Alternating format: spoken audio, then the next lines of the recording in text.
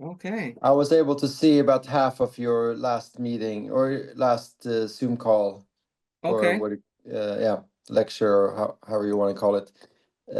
So yeah, Knowledge sharing. yeah, yeah, exactly. That's great, great stuff. So I'll look forward to catch up with the rest of the stuff later on, You say half over of time. yesterday of last week, you said, like episode 15 or something?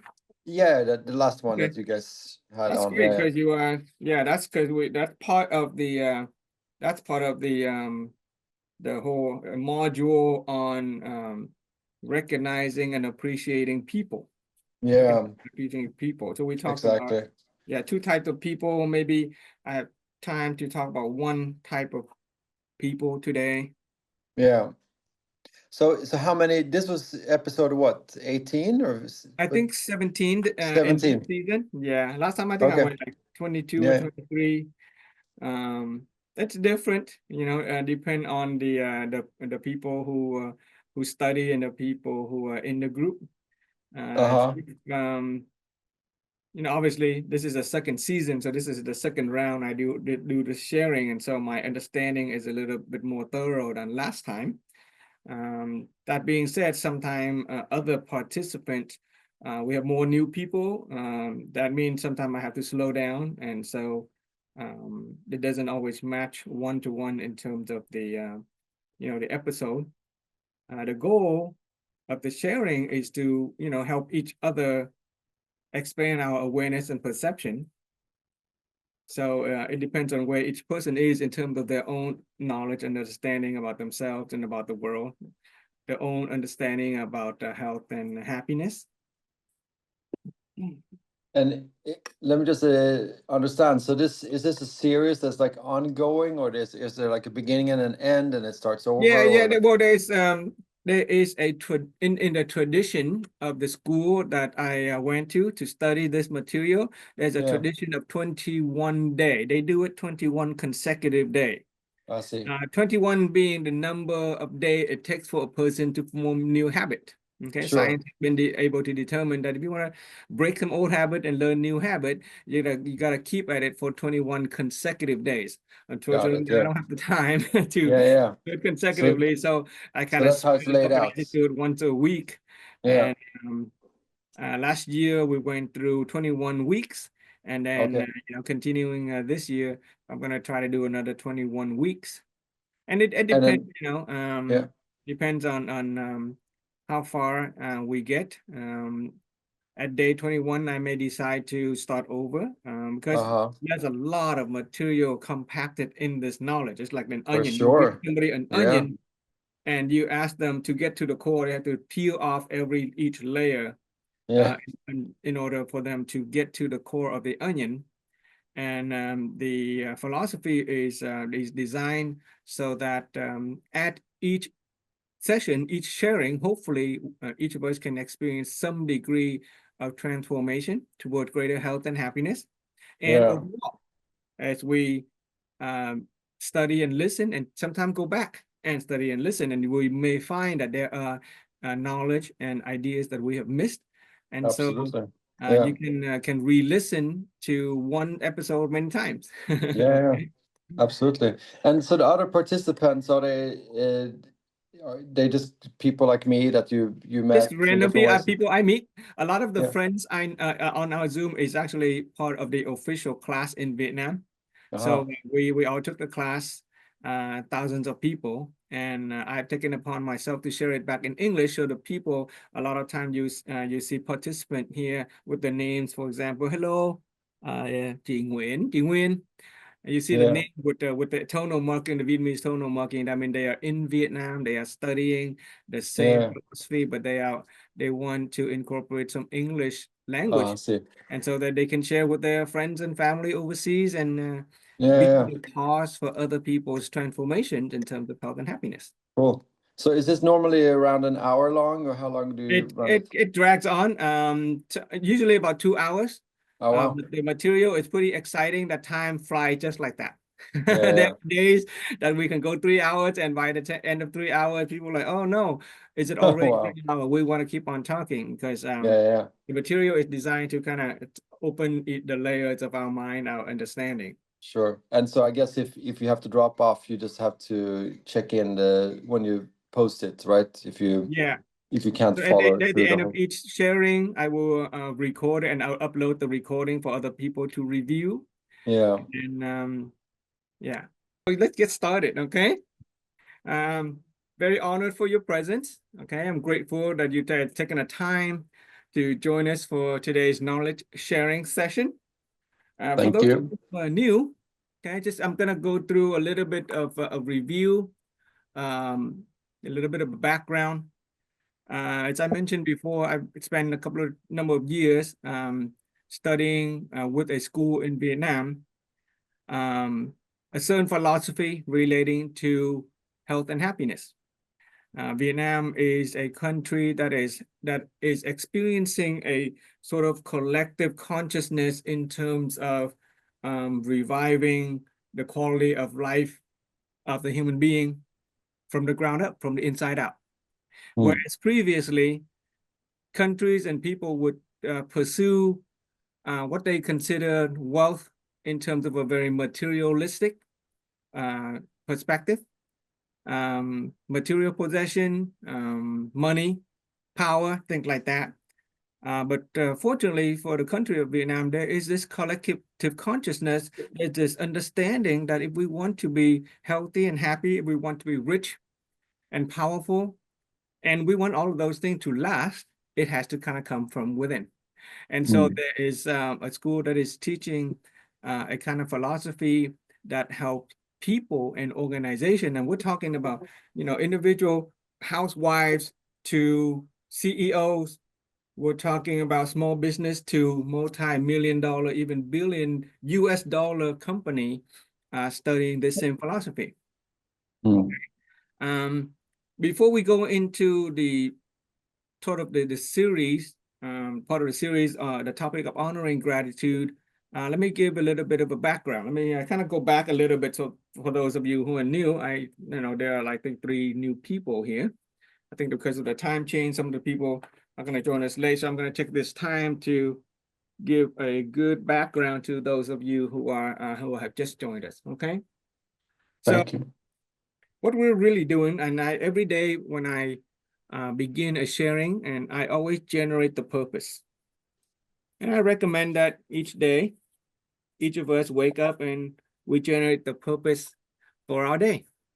When we have a clear purpose of our day, it is more simple to achieve the purpose and, to get where we really want really fast.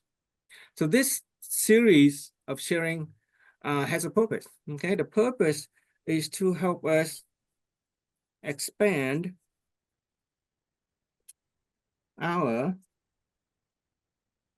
awareness,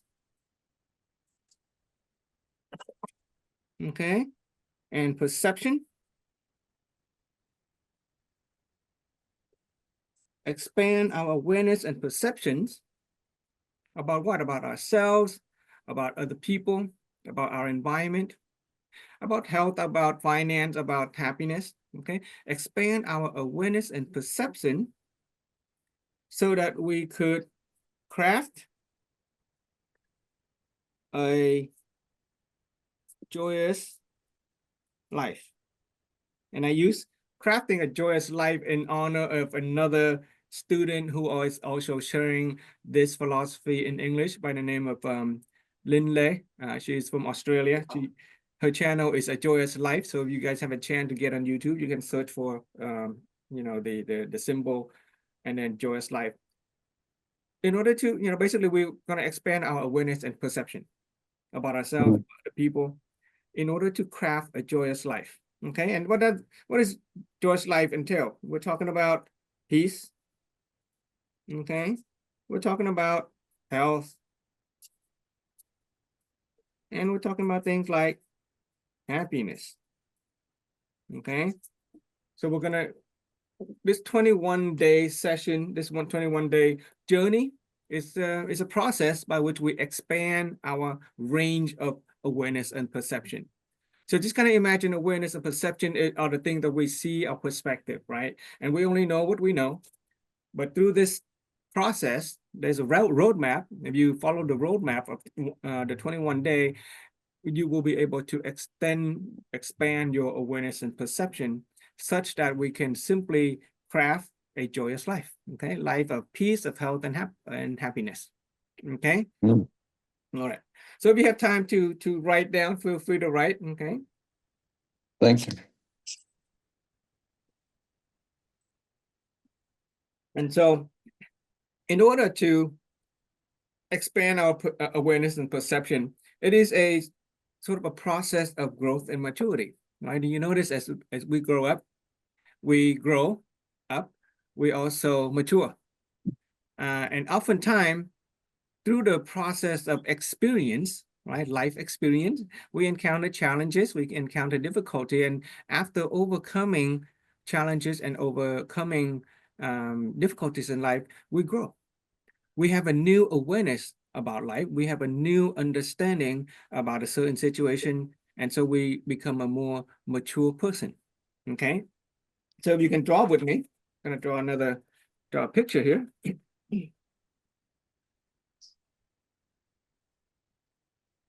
We're going to draw, let's use this color. Okay. Going to draw a picture of a little person. Okay. And imagine this person is sitting inside a shell, kind of like a cocoon. Okay. And in fact, this cocoon has many layers. Draw many layers. This cocoon, this shell has many layers. Okay, there's a few more. Okay, so, okay, imagine that we're inside the shell, a cocoon, a small person. Now, ultimately, you know, as a little person, we want to grow up, right? We want to become more mature. We want to become a bigger, better person. And that is a process of transformation. Okay, so let's say we want to become a bigger person. Okay, bigger head, bigger body, bigger arms and legs. Okay, even bigger belly button. Okay, let's draw a big eye, big smiley mouth. Okay, big ear, and even grow some hair and feather. Okay, that is a process of transformation.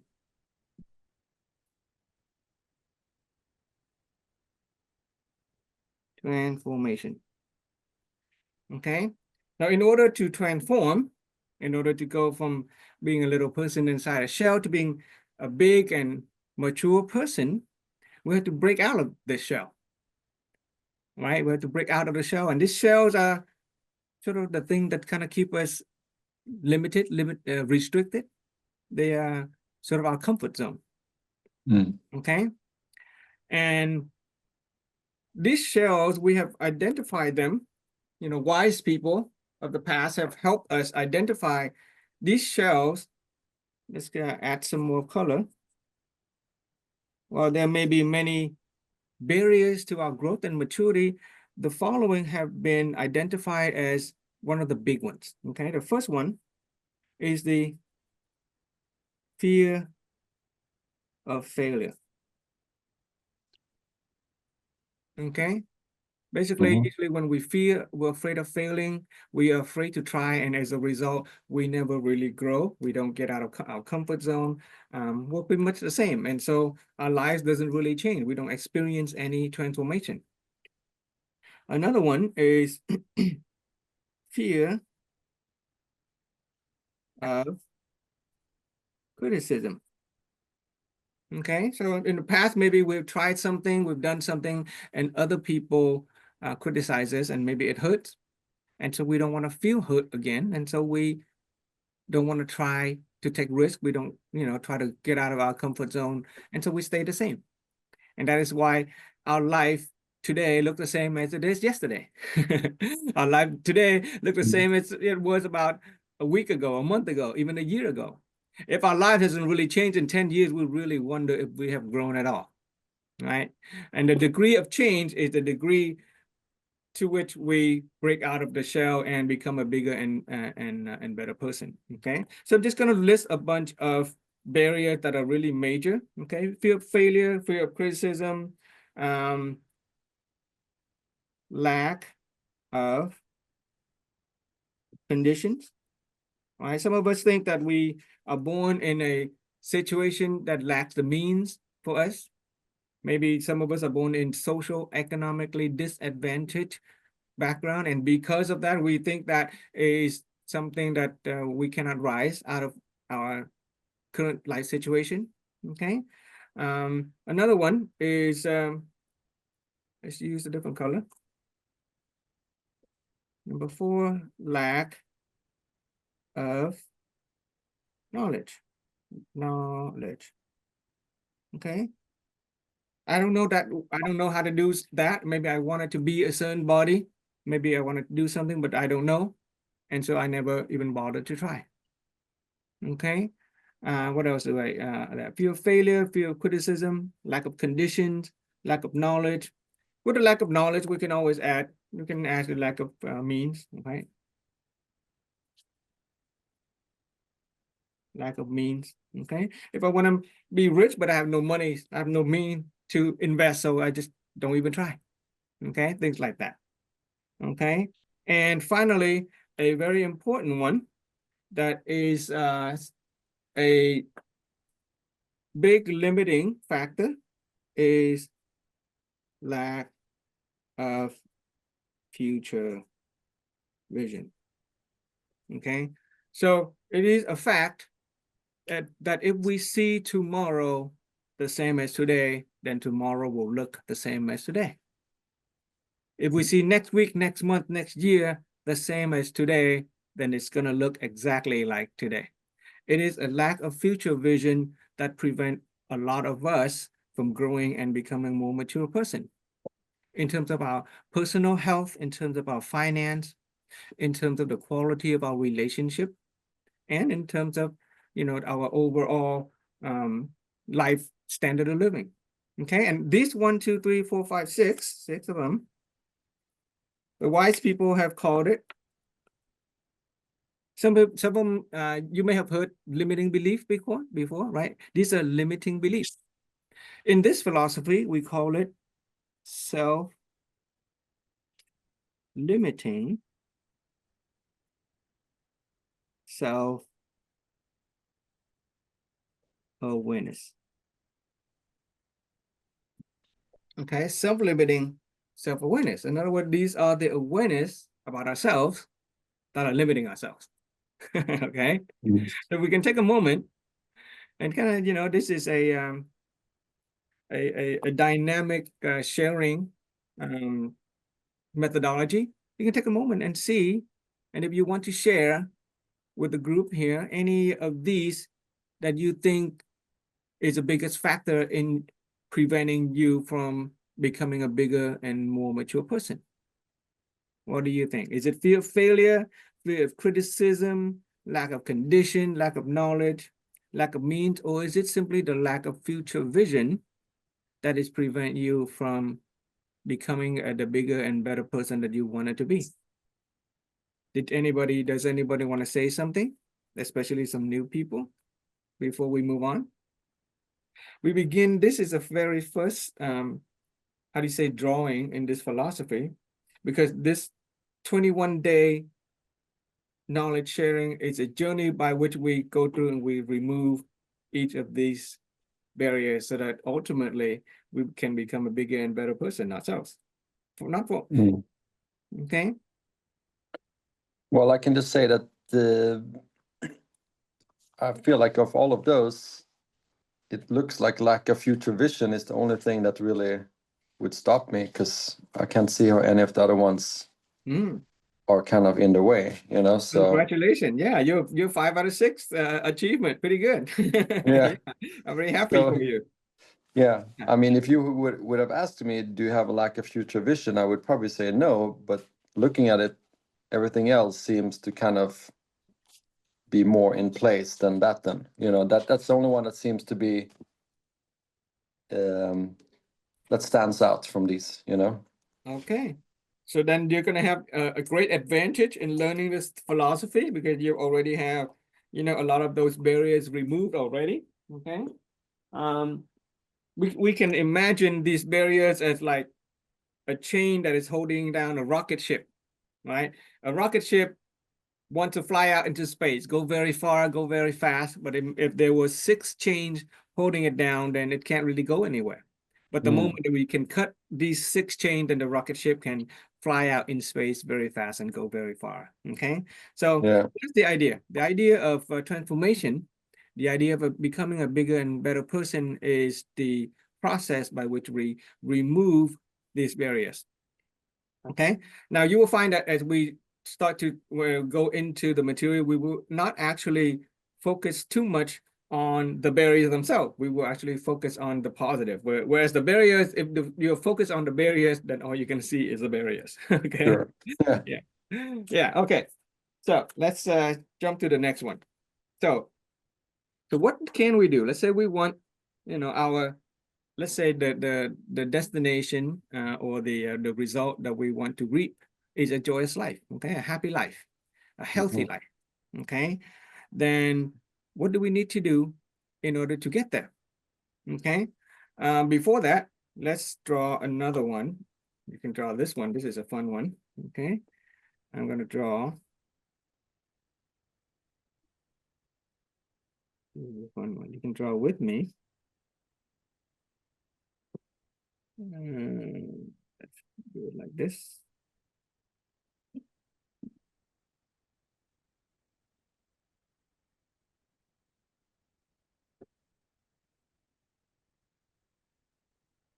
Okay. I'm drawing a little Vietnamese wooden boat. Okay, the wooden boat. Okay, so it's got kind of okay, wooden boat, and the boat is going along a river.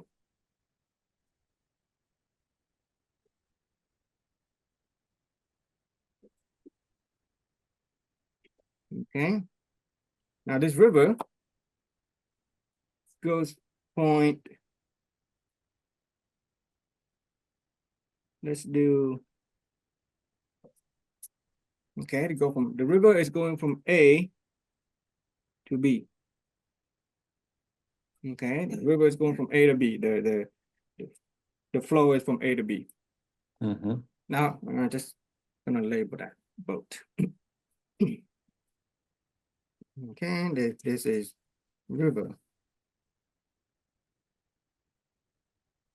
Now imagine that if this boat was to float along the river, and the river is going from A to B, and the boat also wants to go from A to B. Can we imagine that the boat can get to the destination from A to B very simply? Yes. Yeah, right? Now, not only that, let's say the boat has a person, right? The same person who is trying to grow up. Let's say we have the same person, draw a conical hat to make it look like a Vietnamese guy. Okay, happy guy. Let's say a person is rowing the boat on the same direction from A to B. Can you imagine that the boat will go faster to the next destination? Right? The river is going from A to B, and the person is rowing, putting effort in and rowing it along the direction of the river, then you can go from A to B very fast. And if you put a motor on it, a motor, then you can imagine the boat can go from A to B to our destination very, very fast. On the other hand, you can imagine that instead of going from A to B, we sort of go the other way. Okay, so with this one, we're going, let's use a different color. Let's use, say, with the current. Okay, let's say with current. Okay, and if we were going to go against current. Now, if we are going against current and we do nothing, we want to go against the current and we do nothing, we put out no effort, we don't turn on the motor, do you think we can get to our destination if we go against the current? No. No, right? We go backward. We can go against the current and use effort, but a lot of effort, time, money, resources to go against the current. Then yeah, maybe we can go against the current to the destination that we want. But we have to pay the price, do we not? With time, effort, money, and oftentimes pain and suffering. Okay, pain and suffering. In fact, this picture here, this previous picture here, the process by which we grow is a process of learning, right? Every time we learn a new lesson, we grow. But traditionally or historically or commonly, the way human beings grow is that we let pain and suffering be our teacher. It is usually through some crisis, whether it's a mental crisis, health crisis, financial crisis, relationship crisis, that after we experience the crisis and we survive, we're fortunate to survive, then we learn something. Some people don't learn. They keep on experiencing the same pain and suffering. If bigger pain and suffering doesn't cause us to grow, then bigger pain and suffering will cause us to grow. If bigger pain and suffering doesn't force us to change or grow, then tremendous losses force us to change and grow. But wise people ask, why pay the price? Instead of waiting for pain and suffering to force us to grow and change, why not, out of our love for ourselves, out of love for our own family members, why not proactively change and grow? Why not proactively acquire the knowledge that successful people have so that we can become successful? Why not acquire the knowledge that happy and healthy people have so that we can become healthy and happy, as opposed to trying to figure it out on our own? That's why there's a saying, a smart person learns from his or own mistake, right? That's pain and suffering. A smart person learns from his or her own mistake. A smarter person learns from the mistake of other people, okay? But the smartest person learns from the success of successful people. So instead of having to pay the price of pain and suffering, you just go the right way. You learn from the best, okay? So, and how do you do that? You study, you acquire knowledge. We stand on the shoulders of giants. We see far because we stand on the shoulders of giants. So the knowledge that I'm sharing with you is basically knowledge that has been compiled by a lot of giants over the history of mankind, and we are standing tall on their shoulders so we can grow, okay?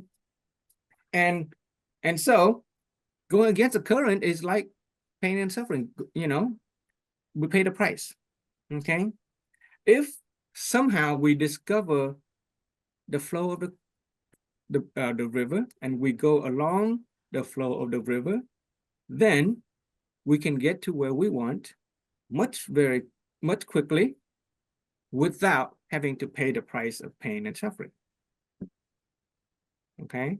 So now you got to ask, okay, what is the current? What is the river? What is it that you want to follow so that we can get where we want without having to pay the price of pain and suffering, right? Without going against the current.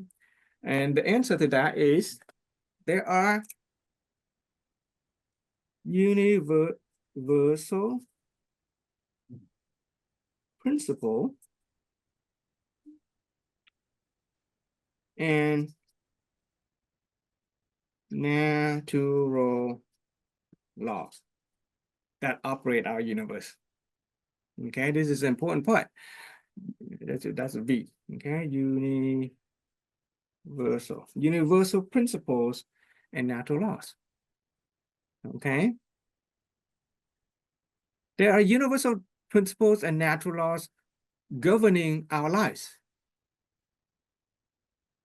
Okay, and if we discover the universal principles and natural laws that are governing our lives, and we learn to go along with the flow, then we can get there very quickly without having to pay pain and suffering.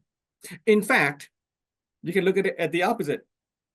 Anywhere in our lives where we are experiencing pain and suffering, where we are experiencing difficulty and challenges, where we're banging our head against the wall, it is there where we are actually not following the flow of universal principle and natural laws. We are actually going against some natural laws and some universal principles.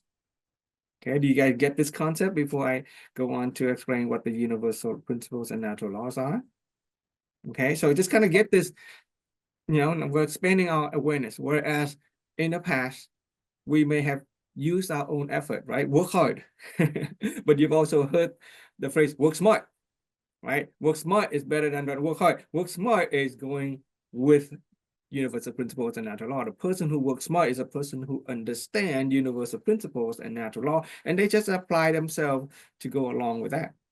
Until they get what they want very simply without having to pay a heavy price of pain and suffering. Okay? So universal principles and natural law is like the river.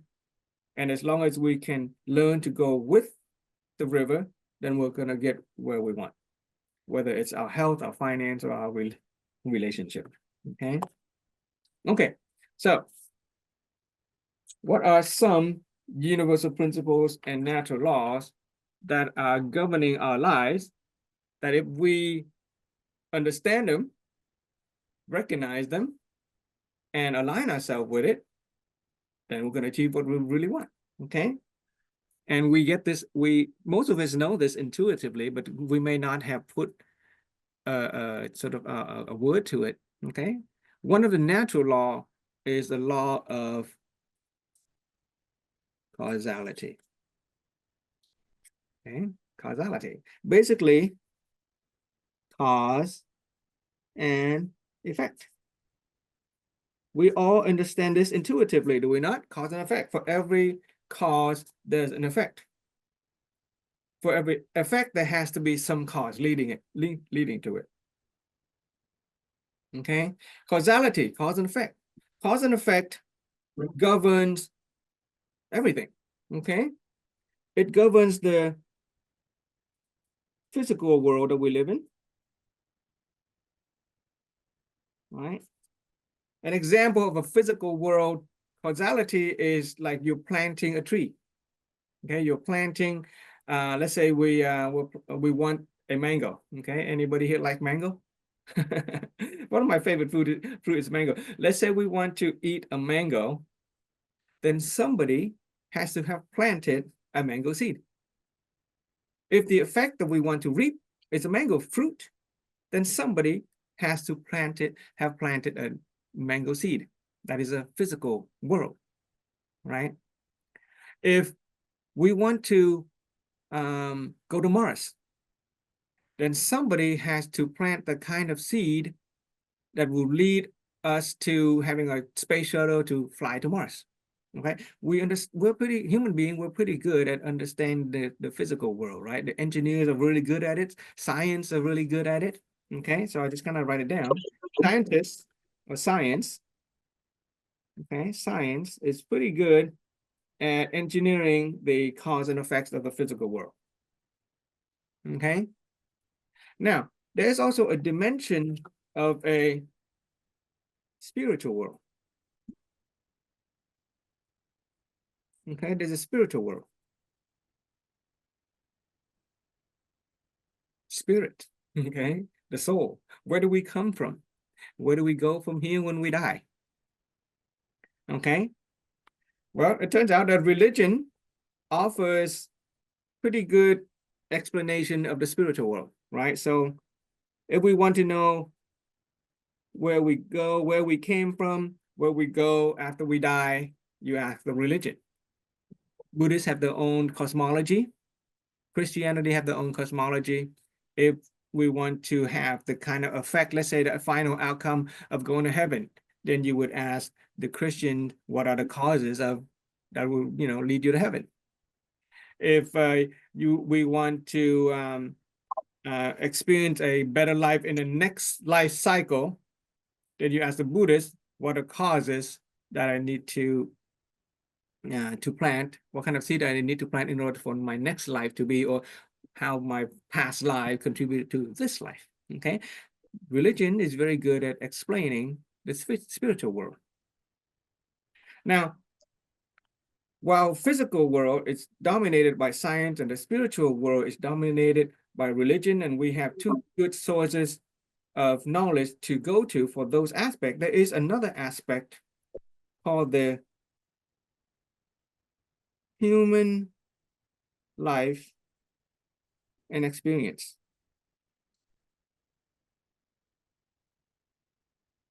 Okay, there's a human life and experience that is also being governed by causality, by cause and effect. Human life and experience are things like health, happiness, relationship, finance. Whereas we know how to plant a mango seed to get a mango fruit, whereas we can answer questions about where the soul will go when we die, most people are actually not very good at answering, if I want to have a happy life, what do I need to do? If I want to have a healthy body, what do I need to do? You ask around and you don't get very good answers. And statistically, you look around, ooh, not a lot of people are happy and not a lot of people are healthy, especially nowadays in the modern world. Despite all our scientific understanding about the physical world and the religion. And so something that seems to be lacking in terms of a human life and experience about health and happiness that need further study. Okay, and that is why I have undertaken to study human life and experience, and I'm doing it to share it back in English. And so with human life and experience, what we do is we use the perspective instead of a scientific, we're just going to use a combination of science perspective. We're going to use a combination of religion. We also just going to use common sense morality to make sense of human life and perspective. Okay. Okay, so we're going to use some common sense morality when we want to make sense of human life and perspective. And I'm going to put it in a triangle like this. Okay, later on you'll learn about that triangle. Okay, so here, our 21-day sharing is focused on understanding human life and experience. And remember, the purpose of our sharing is to come up with a kind of life that is joyous, that has peace and health and happiness. Okay, if that is the fruit, if that is the effect, okay, so let's draw another triangle.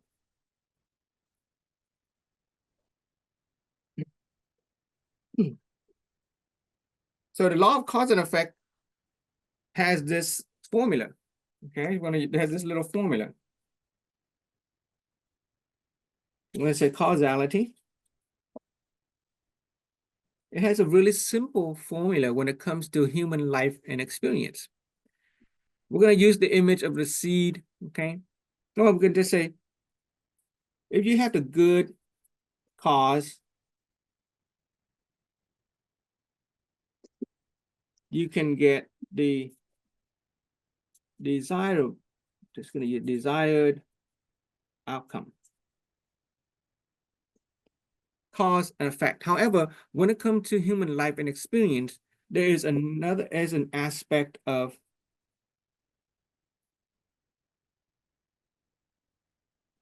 condition that is in between that helps determine the outcome. The condition is the in-between stuff. They're kind of like when we plant, in a physical sense, let's say good cause is the good seed. Okay, so we can say this is a good seed. Okay, good seed. Let's say we want to plant a mango that has fruit. So the mango that has a good sweetness to it, then we would plant, the good cause would be plant the sweet, the seed that belong to the mango that's sweet. But you might not get a sweet mango unless the conditions are appropriate. We have to fertilize it, put it in the soil, we have to water it, we have to watch the climate and the weather. Right? So there is a condition aspect. Not only there's the cause that we initiate, but there is the condition that we have to take care of so that we can get the desired outcome. Okay? You get that? Cause and effect is not simple, but it is pretty simple. In terms of life and human life and experience, we're going to use this word. We're going to use inner seed. We'll explain what that means later for human life. And we're going to need something called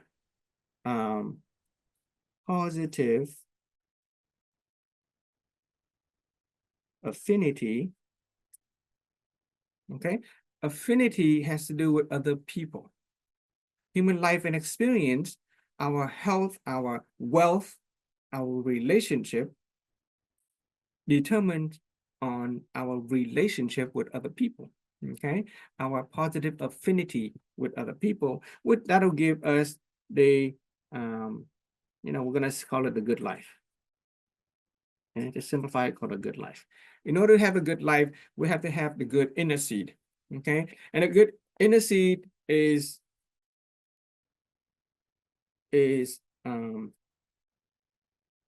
inner awareness. Okay. Okay, this is the stuff that goes on inside of us, not outside. Our inner awareness. When we have the appropriate kind of inner awareness about ourselves, about other people, and we cultivate relationship, okay, healthy relationship, okay, we will ultimately have a good life. Okay, so that is the law of causality. Whereas we think we know causality, but the fact that not enough people are happy in this world, not enough people are healthy in this world, the fact that 50% of Americans end up in divorce tells us to sort of conclude our understanding of causality.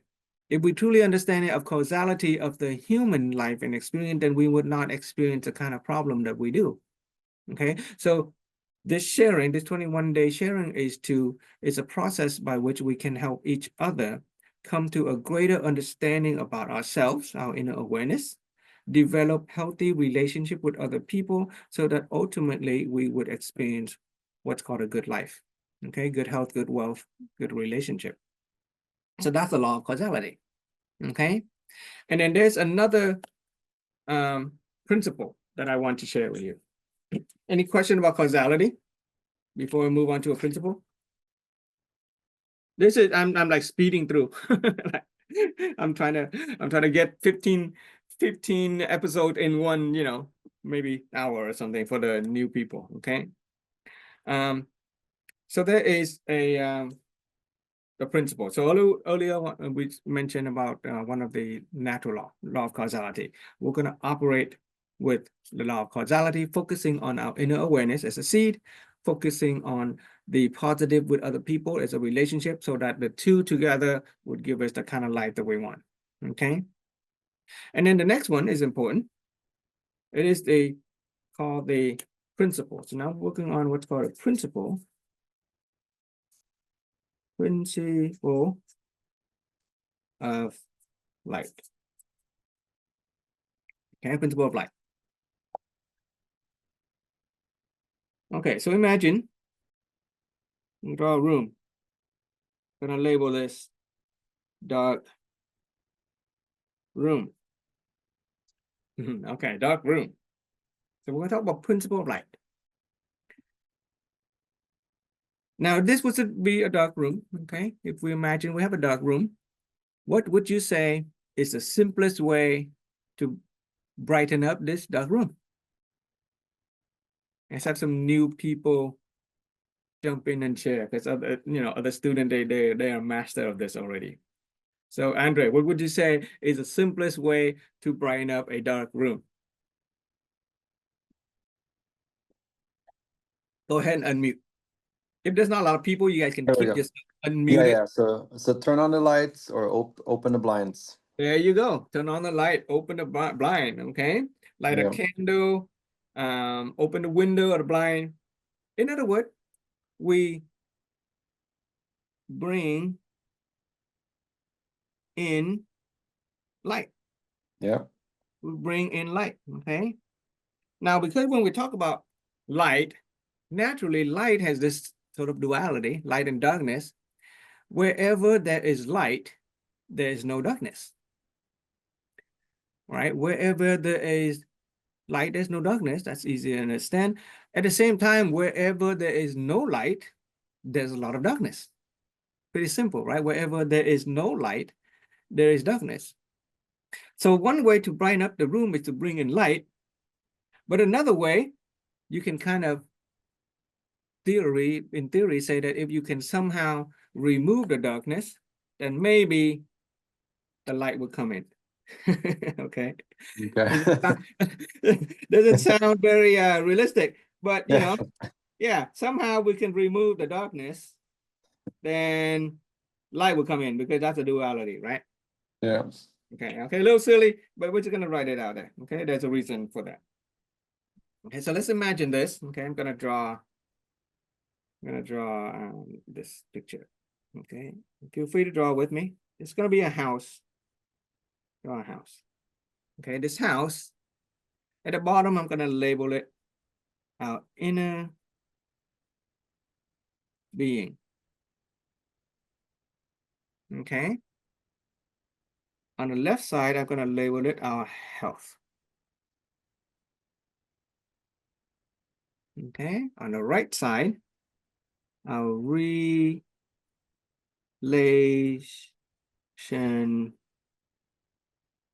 Instead of relationship, just say relation. Okay, making it short. Okay. Oh, and the top is our finance.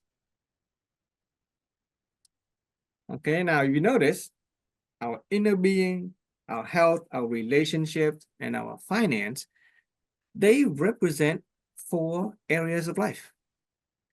And in fact, they represent the only 4 areas of life that we really need to worry about. Traditionally, we can look at life and we think it may be complicated. So many problems, so many issues to deal with, so many challenges. But if we take a moment, just kind of take a moment and simplify it, all of those problems, all of those challenges can be categorized into one of these 4. Is something going on in our inner being that is causing the problem? Is something going on with our health? Is it our relationship, or is it our finance? And in fact, these areas of life are interrelated. Our inner being, the stuff that's going inside of us, affect our health. Our inner being affect our relationship. And our inner being affect our finance. Okay, for example, if our inner being is depressed and sad, that's going to make our health go down too, right? If our inner being, if we're the kind of person who is happy and joyful and positive, if our inner being is really positive, then it also affects our health positively. If our inner being, if we're the kind of person who's selfish and angry and resentful and blaming, you think that's gonna hurt our relationship? Yeah, right? Especially if we're angry and resentful to our spouse, we're gonna hurt our relationship with our spouse. If we're angry and resentful toward our boss and our coworker, that's gonna affect our relationship with our boss and our coworker. Okay? And a person who is sad and helpless and angry and resentful is gonna have difficulty making money. On the other hand, if a person who is very outgoing, if he or she is very happy and positive, right? People are gonna like to be around that person. right? You have good relationship. You want to have great relationship with people who is happy and positive and outgoing. And a person who is very positive and a lot of great ideas and very grateful, easy to make money, easy to go to work. And vice versa, the other areas also affect the inner being. Okay, our health, for example, let's say suddenly we get COVID. Okay, we may be healthy, we may be happy, but it suddenly COVID hit, we get infected, and our health goes down. And before long, our inner being will also go down. We may be a little depressed when our health goes down, right? And our relationship, if we are in a relationship and we suddenly, our spouse, we get into an argument with our spouse or our coworker, or we get chewed on by our boss, then our inner being is going to be in trouble too, right? We're going to be sad. We go negative when our relationship goes negative. Same thing with our finance. If we find ourselves being in big debt, if the IRS suddenly slap us with a bill that we didn't realize we had, right? If our finance is in trouble, ooh, our inner being is also in trouble. So they're interrelated, right? And if our finance is in trouble, oftentimes, we worry, and then that's going to affect our health, okay? Or vice versa, if our health is in trouble, what do? We use money to try to fix our health. Okay, so our health and our finance are related, right? And if we are a person who has a lot of friends, we have good relationship, it is easy to make money, right? Networking, referral, job referral. On the other hand, if we file bankrupt, people are gonna run away from us, so our relationship is gonna go down. They are interrelated. And our health and our relationship also interrelated. If we are happy and healthy, we can hang out with friends. We can invite people over for dinner. We can go out on walks and hike and go to movies. Okay, our health affects our relationship. On the other hand, if we get sick, we don't interact with people, our relationship go down. And vice versa. People who have a lot of friends also have good health and they live longer. Right? There are people who live in, very poor, destitute community, but they have wonderful relationship with their children, their friend, their family, their co-workers. They can live very long life. So you notice 4 areas of life: our inner being, our health, our relationship, and our finance are really the only 4 areas of life that we need to worry about. Okay, don't complicate things. If things seem to complicate, sit down. Look, oh, what's going on? Is it my health that is dragging everything down? Is it my inner being that's dragging everything down? Or is it my relationship or my finance? Now, here's the thing. What do we usually do when we, let's say, get sick? When our health is in trouble, what do we usually do? Do we go to the doctor? Do we expect the doctor to fix the problem? Right? Or if we have a disagreement with with, let's say, I don't know, in a spousal relationship, there are people who have problem with their spousal relationship. They get divorced and they get married, and they'll have the same problem with that spouse, and they'll get divorced and they'll get married. They'll have the same problem, and they keep on repeating it. What about in the area of finance? Some people find themselves in credit card debt. And in order to solve their credit card debt, they will open in the new credit card, transfer the balance over. When we try and directly solve the problem of any areas of our life, it is like the same as trying to remove the darkness in the room.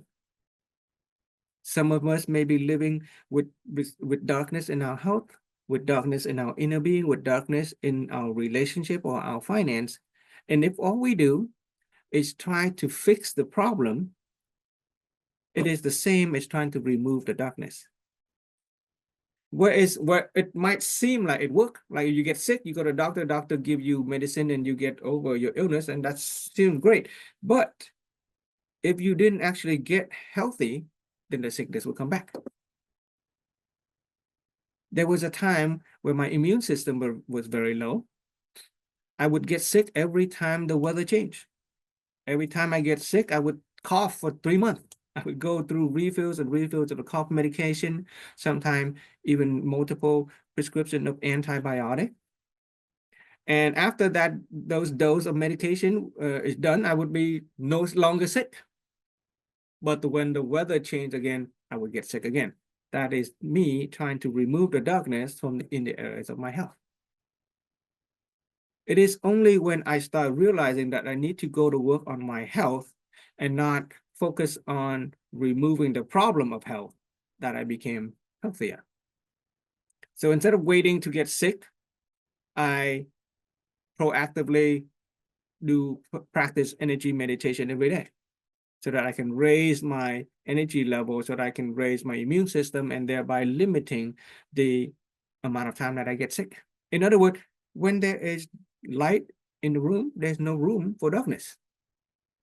But if we go through life and try to fix the problems of life, we can chase problem after problem after problem, and we may never experience the kind of quality of life that is healthy and happy. Right? We have a problem with our spouse, we get rid of our spouse, we get a new spouse. And if we don't change ourselves, we don't bring light into our inner being as a person, then our problem with our spouse is going to repeat itself. And so there is this picture. Okay. Let me see, let me think. Okay. So there is this picture that I want you guys to consider. Right? The same house, right?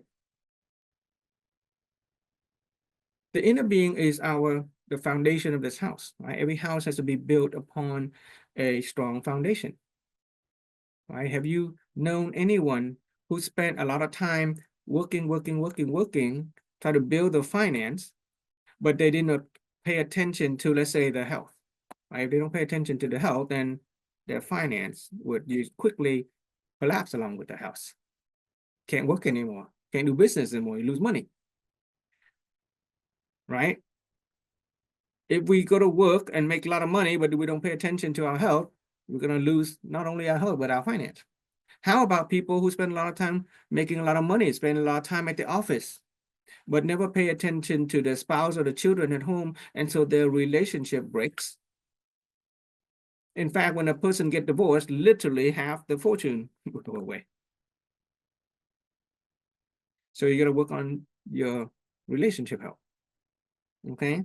And if a person don't take care of their inner being, okay, if they don't take care of their inner being, this house has no foundation, then everything collapses.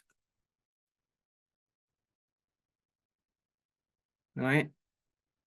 And I hope that that has left some kind of impression, especially for anybody who's new to the sharing. Okay. Okay. So for the entirety of I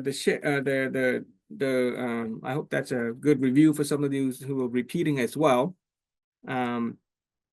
Everything that we do, especially up to now, is focusing on building a solid foundation of the inner being, so that ultimately the wall of our health, the wall of our relationship, and the wall of our finance would stay afloat. Okay. Does anybody have an impression or any questions so far? What do you think so far, Andre?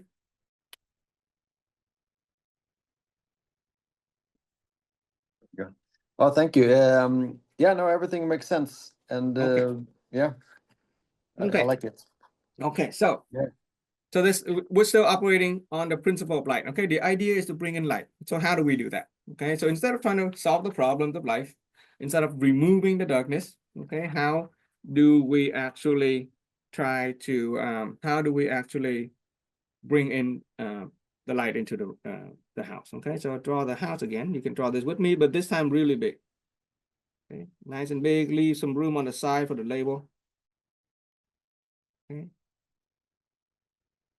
Okay, like that. Draw a house again. This time, inside, you want to draw a hexagon like this. Okay. And we connect the edges, the side, each of the angle, we connect the corner.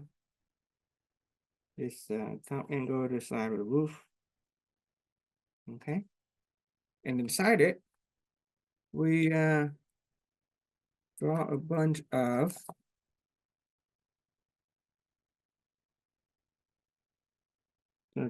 candles. One, and draw 7 candle. Okay. And very simple candle. Let's do, yeah, okay, this red flame. Red flame. Okay, with some light around the flames. Doop, doop, doop, doop. There you go. Get some nice mental images about candle in the house, in the dark house. Okay, so we're gonna light up this whole house. 7 rooms, 7 candles, and we're gonna label them. This top one, we label them wisdom. Okay. Oh, hang on, before that, just relabel the foundation, the outside. So this is still the inner being. This is still our health. This is our relationship. Relation SHIP. Okay, I fixed that. I was able to fit that in there. Top is finance. Okay. So we label the candles wisdom. This one is attitude. This side is character. In the middle, integrity. This is our capability. This is physique, which stands for physical health. And this is our material well-being. Material. Okay. And this, we're gonna bring light into this house by lighting up the candle of wisdom, the candle of attitude, the candle of character. We're gonna light up the candle of capability, physique, of integrity, and material well-being. And so our house is called the house of holistic health, or if you want, holistic wealth. Okay, in other words, we're going to be rich. We're all going to be rich. We're going to be rich in wisdom, rich in attitude, rich in character, rich in integrity, physique, capability, and rich in material possession. Or you can call it healthy inner being, healthy body, healthy relationship, and healthy finance. Right? That would be kind of nice life to have, but don't you agree? Yeah? Holistically rich, holistically healthy. Okay, so this is still principle of life. Okay, you can say principle. So instead of fixing the problems of life, we are going to work on lighting up 7 candles of the house of holistic health or house of holistic wealth. Okay. And with that, we're going to jump into today's material. Any questions so far? Can you imagine what life would be like if we have wisdom and attitude of character, integrity, physique, capability, and material well-being?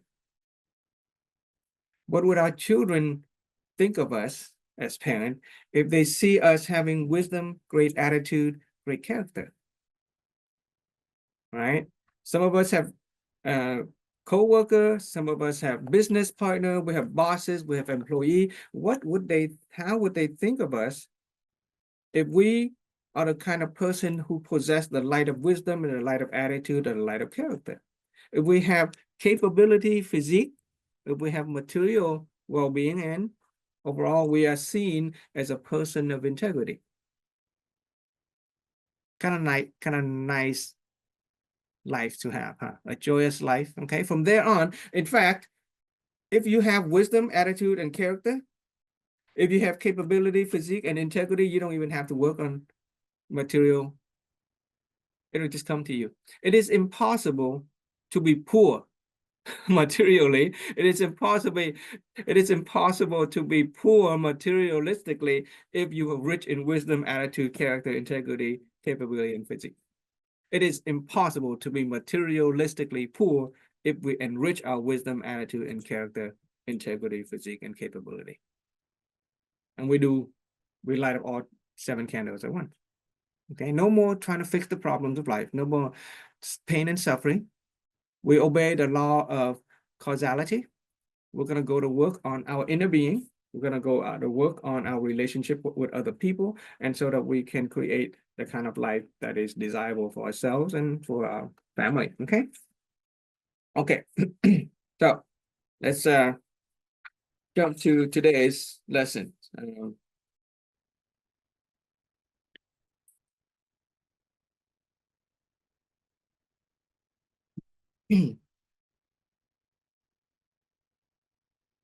All right, I appreciate you guys, those of you who are returner, for sitting through that. I hope that help you review a little bit. We are okay. We are actually on wisdom. Okay, so a quick review for those of you who are new. When we talk about wisdom, there's specific definition. You kind of have to go back and view it. We don't have time to explain everything there is about wisdom. Okay, but when it comes to wisdom, do I still have the slide for wisdom? Let me see. When it comes to wisdom, okay, we'll talk about that one. Let's see if I have a slide for wisdom. Otherwise, I have to regenerate it.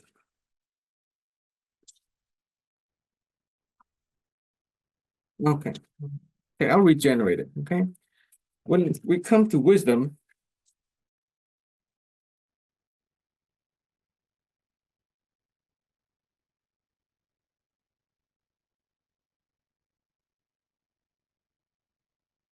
okay, wisdom, we use what's called a reality triangle. You have to go back about to understand that one as well. Okay. But the reality triangle basically says that all things in reality has on one side, on one corner, there is something called a physical manifestation, or I just call it physicality. Everything that we can feel, that can see, that we can touch, have its physicality to it, a physical manifestation. Think of the material lead and the material gold. Lead and gold has a physical manifestation that is different from one another, right? Notice that lead is kind of dull, whereas gold is nice and shiny. That is a physical manifestation of lead and gold. As scientists study lead and gold, they zoom down into the interior of the element lead and the element gold, and they notice that each of them has a specific energy vibration. Lead vibrates at a different frequency, gold vibrates at a different frequency, and that vibrational energy frequency give rise to their physical manifestation. That's why they look different. Okay, and as scientists look deeper and deeper, now they wonder why does lead and gold vibrate energetically different? It is because they inside of it, they are the protons and the electrons are arranged differently, and they call it information. Nowadays with science, they can go down to the even deeper quantum level, right? They have quarks and all that tiny little fundamental particle.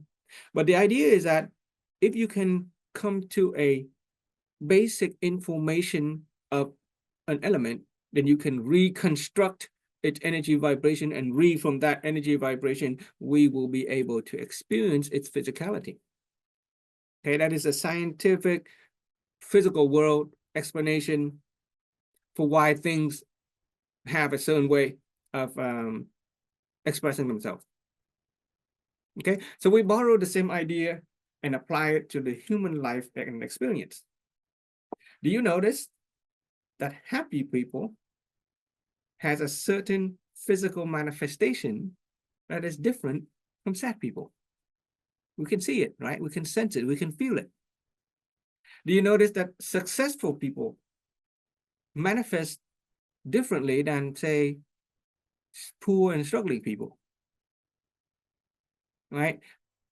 Healthy people, healthy athlete, they have a physical manifestation that is different than person who's sickly and a hypochondriac. And so we can ask the same question: what kind of energy goes into a person that is happy, that is different than the person who is poor, that is unhappy? What kind of energy that goes into a rich and successful people versus the kind of energy that is carried by a poor or a unsuccessful people, right? And then what kind of information within them that will give rise to that kind of energy and that give rise to the physicality. Okay, that is a human experience, and we use this is the triangle of reality. The triangle of reality always have the information corner, the energy corner, and the physicality corner. With wisdom, same thing. Okay, with wisdom, the kind of information that we talk about when it comes to wisdom has to do with different levels of awareness. Okay, so levels of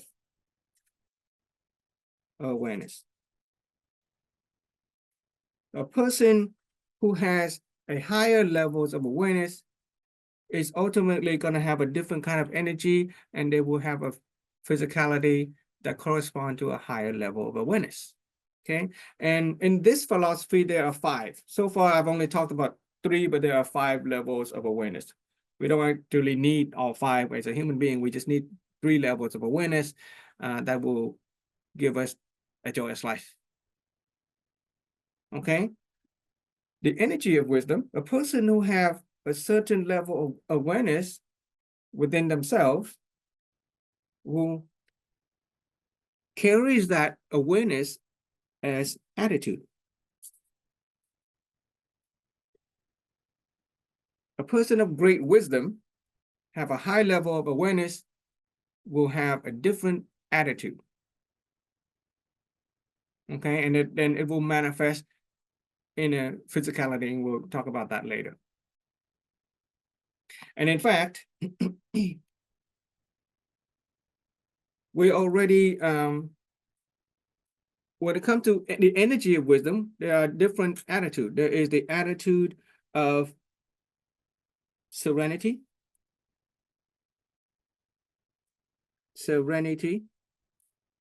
okay? The attitude of magnanimity,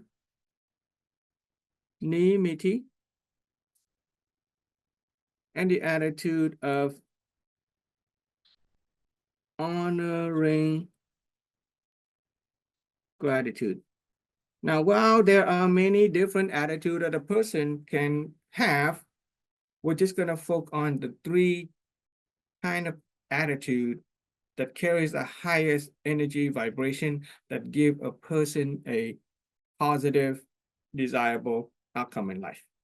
We're not going to focus on bad attitude, okay?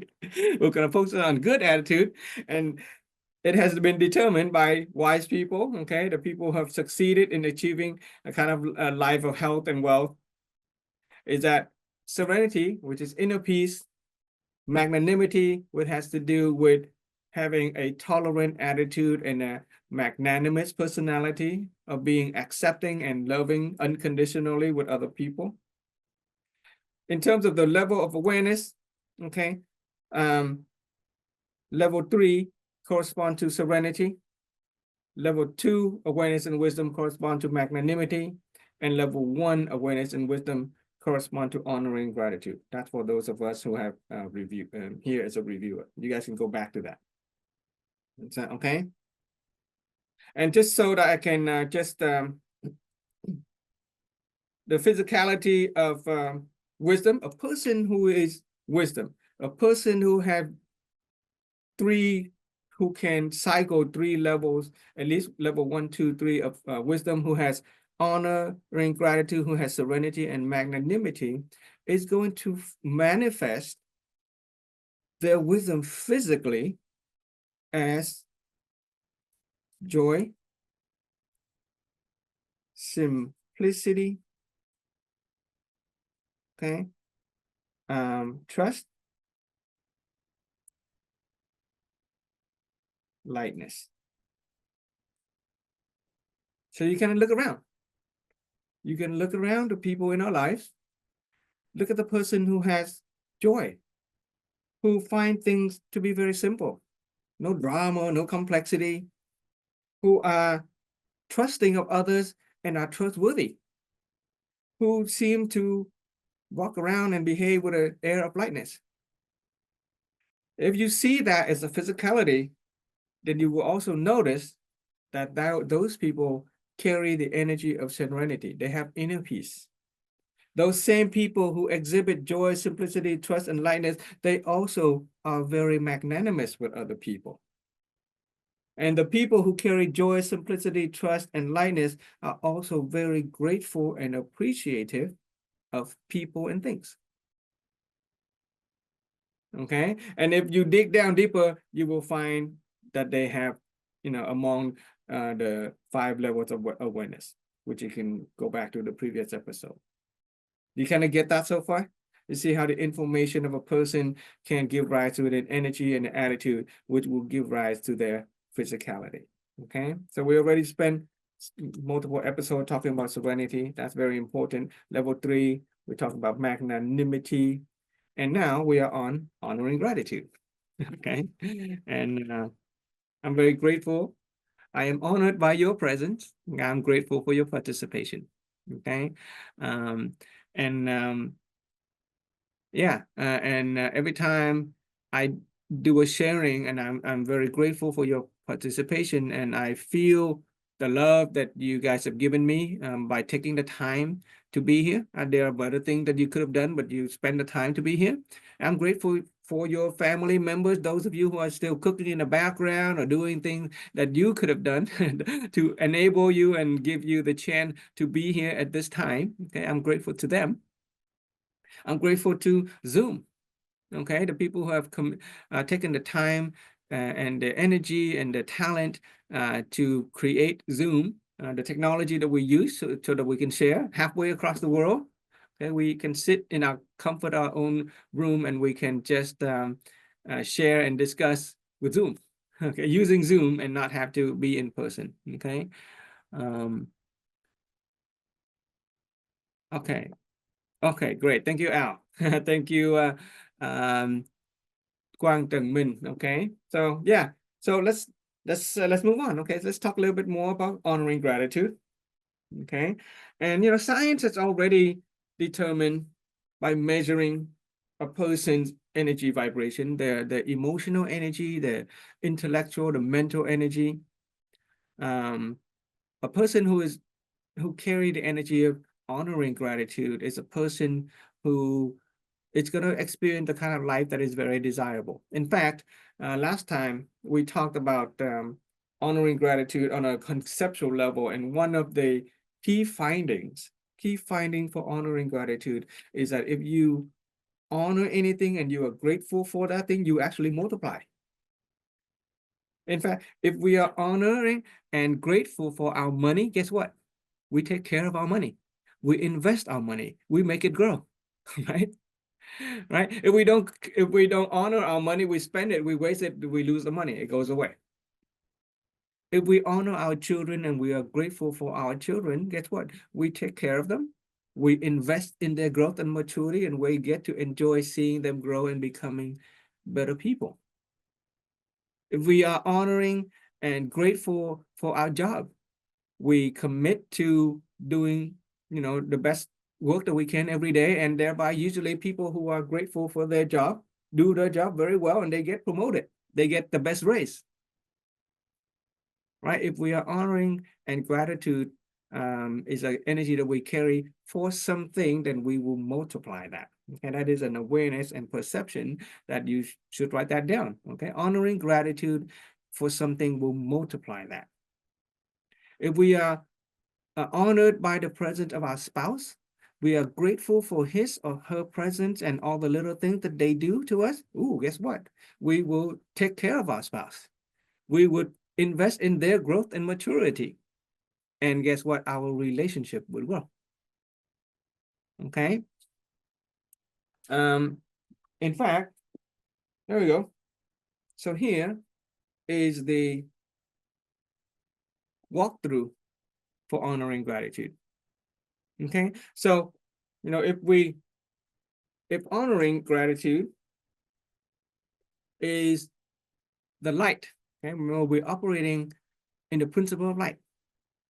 If honoring gratitude is the light in the room, what happens when there's no light?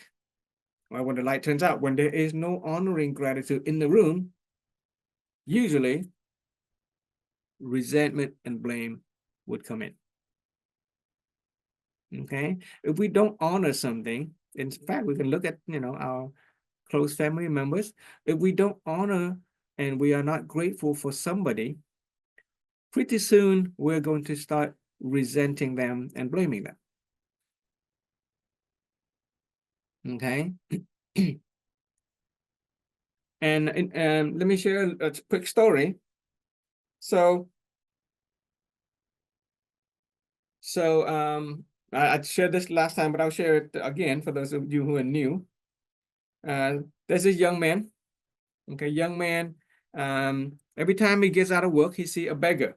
Okay, he sees a beggar and he gives the beggar $2. Out of the goodness of his heart, he gives the beggar $2. Okay, each day he gets out of work, he sees a beggar, he gives the beggar $2. And this goes on for a number of years. And at first, the beggar was very grateful. He said, "Thank you very much." Okay, and the beggar take the money. After a time, the young man gets out of work, and one day he only gives the beggar $1. And the beggar asked, "Whoa, why only $1 today? You always give me $2. Why only $1 today?" And the young man said, "You know what? I have just gotten married. We're moving to a new house. I have to pay the mortgage. We're about to prepare for our first child. So I can only afford to give you $1. At that, the beggar slapped the young man and says, "Thanks to your damn wife, I have lost $1 today." Okay. What do you think happened? Well, the beggar, you know, received $2 every day. And then yeah, the beggar received $2, and today he only get $1, and he became resentful and he blamed the wife. What do you think happened there? For the new people, what do you guys think? Why, you know, old people, returning student, you already know, so don't give the answer. For the new people, what do you think causes the beggar to resent the young man and blame the wife when he only received $1 instead of $2? Well, he grew used to receiving this and had no more gratitude. He was Yeah, exactly. Yeah, yeah. that's exactly it. That is exactly it. Okay. Well, obviously he's not. Al, thank you. Obviously he's not being grateful. He's resent and blame. But instead of gratitude, it very quickly. Okay, when the light of gratitude disappear, right? He's not being grateful. That's what Al say, right? He's no longer being grateful. And from the loss of gratitude, the light goes away. Immediately, the darkness of resentment and blame jumps in. And you can kind of imagine in a relationship, right? It is very easy to go from honoring gratitude to resentment and blame, because what Andre just said, he get used to it. And in fact, it is called taking for granted. Yeah. Yeah, the beggar receives, $2 every day, and he expects he take for granted that he's gonna get, he take for granted that he's gonna get the $2. Taking for granted is like the cold wind that blows out the candle of honoring gratitude. And when honoring gratitude is no longer present, there's no more light in the room. So immediately darkness comes in very quickly. And so you can take a look at, your own lives, in your work situation, in your family situation, in your social relationship. Wherever there is resentment and blame, it is a good, bet that honoring gratitude has already disappeared. Okay, the light of honoring gratitude has disappeared long ago, and it disappeared because the cold wind of taking for granted has gradually blown out that candle. Right? Wherever there is resentment and blame, you can be sure honoring gratitude is not there. Honoring gratitude is not there because taking for granted is present in the room. Do you guys get that? A real story for my work. Okay, so for my work, I don't want to share my work because my co-worker might hear the story and they might present and blame me for it. Let's see if I can find another story. It'll come back to me. Okay, but conceptually, you guys get it, right? Taking for granted will blow out the candle of honoring gratitude, and where there is an absence of honoring gratitude, resentment will quickly come in. Okay. In fact, yeah. Okay. So the question is, how do you maintain the light of gratitude? How do you maintain the light of honoring gratitude so that your room doesn't get cold and dark and then resentment will take over? Okay. Yeah, good question. It's simple. You keep the spark of being touched and moved. Okay, being touched and moved.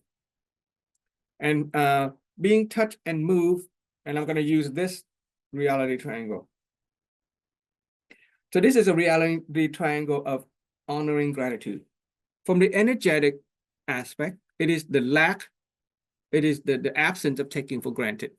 Okay, the absence of taking for granted will help us maintain the light of honoring gratitude. On a foundational level, it is being touched and moved by someone or something.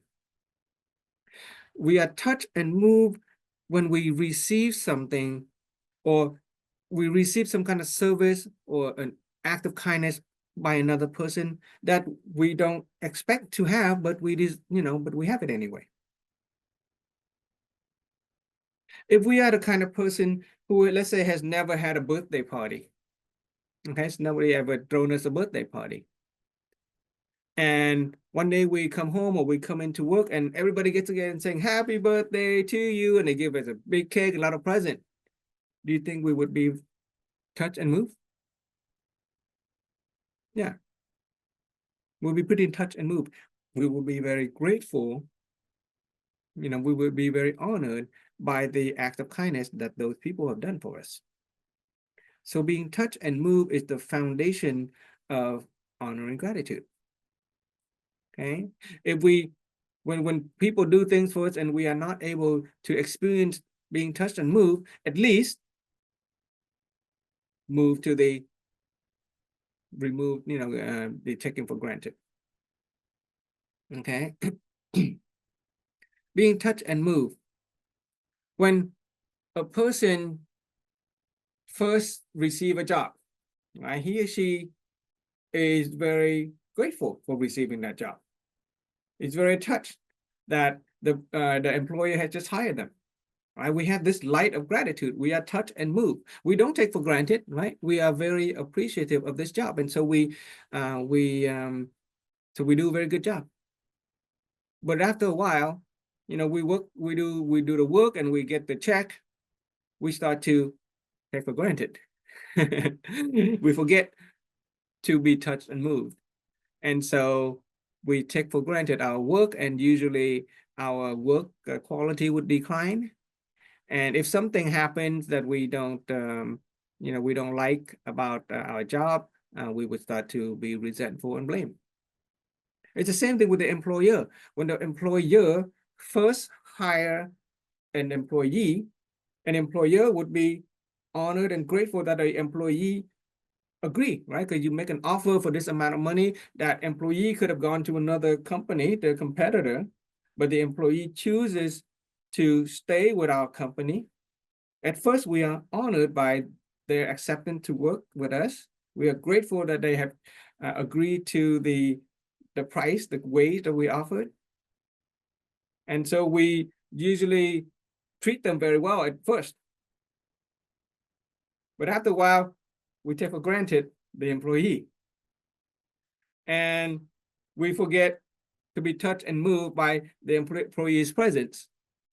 And if the employee, when we're already taken for granted, we forget to be touched and moved by it, the employee does something, that we disagree with, we start to blame them and we resent them. And instead of investing in their growth and maturity, we would lay them off or fire them. And that is why human resources, get a headache because employees don't perform.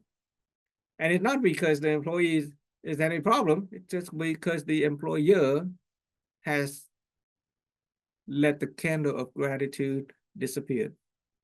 Okay. And so another way to maintain the light of honoring gratitude in your life is to recognize the existence, the reasons for existence. When it's a people, we recognize the significance of people. When it comes to things, we can be grateful for things when we recognize the usefulness of things. Okay? So if an employer recognizes the significance of the people who are working for them, if they don't take for granted, if they are touched and moved by the fact that the employee is committing their time to work for you instead of your competitor, then you would honor them, you would be grateful for them, you would invest in their growth and maturity, and the employee would grow with the organization. If not, the employee would either start to resent and blame, they would cut corners, and you would either have to fire them, or the employee would leave, they would quit, and they would go to your competitor. They would go and find somebody who is more grateful and who would honor them more with more money. Okay. So the reason for existence is a physical manifestation of honoring gratitude. If you recognize the reason for the existence, okay, in terms of people, we recognize their significance. With stuff, we recognize the usefulness. Okay. And so, any questions so far? This is just conceptual. Before we move on to the specific kind of people that we should pay attention to. Any question or impression about honoring gratitude? This is all review, but since we have several new people, I've taken the time to review, and I think it's a good idea. Okay, thank you, Mr. Quang Trần Minh. Okay. Okay. All right. Let's move on to people. Okay. With things, it's simple, right? If we recognize the usefulness of this thing, we would use it to its fullest, capability. We take good care of it.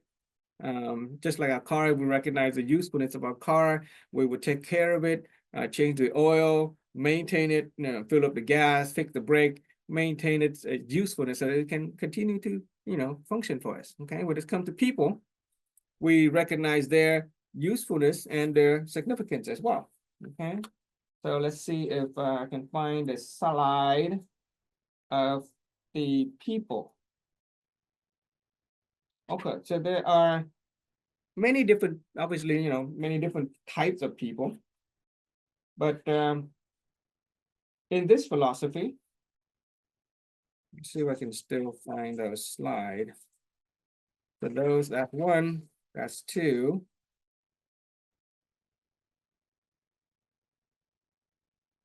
Okay, so when it comes to people, okay, being, honoring gratitude is a very high energy word. Okay, last time when we shared, we started with a simple words like acknowledgement and appreciate. Okay, we just acknowledge people and we appreciate them, and we raise that energy level to honoring gratitude. We are honored by their presence. We honor them. Okay, and we are grateful for them. It is a higher energy level than simply acknowledgement and appreciation. Okay, so you can use acknowledgement and appreciation, but honoring gratitude obviously has a high energy level. When it comes to people, okay, these are the awareness and perception that we invite you to embody, to have, in order to expand your awareness and perception of people, your appreciation for people, your affinity for people. Remember the formula of good cause plus favorable condition equals desirable outcome, right? Good inner seed includes our inner awareness. Okay, our inner awareness, positive affinity. Okay, we'll talk about people because you are now having an expanded awareness about people.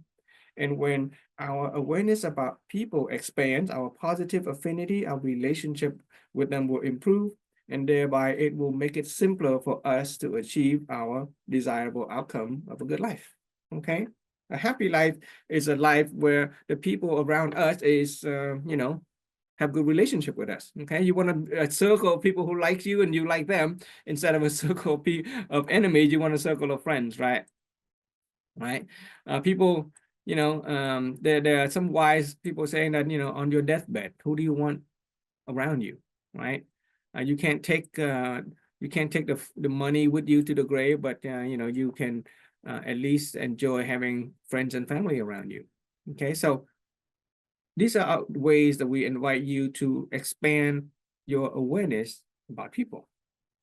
People are our teachers. Okay, everyone who comes into our lives, whether we spend a lot of time with them, or maybe it's just a single conversation, or even a single hello in an elevator, they can be our teacher if we allow ourselves to be student. Okay, somebody can teach us a lesson at any time, given a moment in time. People are our path and our bridges. If people are not the path that we walk to get where we want, they are our bridges. They are going to connect us to some opportunity, right? In fact, is not your current job a result of somebody either referring you to the job or somebody hiring you? Your business opportunity, is it not somebody who referred or somebody who connected you, right? They are our path or our bridges. People are our capitals and our assets. Okay, we'll learn a little bit about that. People are engines of value creation, especially those of you in business. It is only through people can you make money. Okay, it's only through people can we give value to others. We cannot create values if we are off on our own in a desert island. Okay, and then from a spiritual and religious perspective, we spend many episodes talking about the spiritual and religious perspective. People are the engines of grace and merit.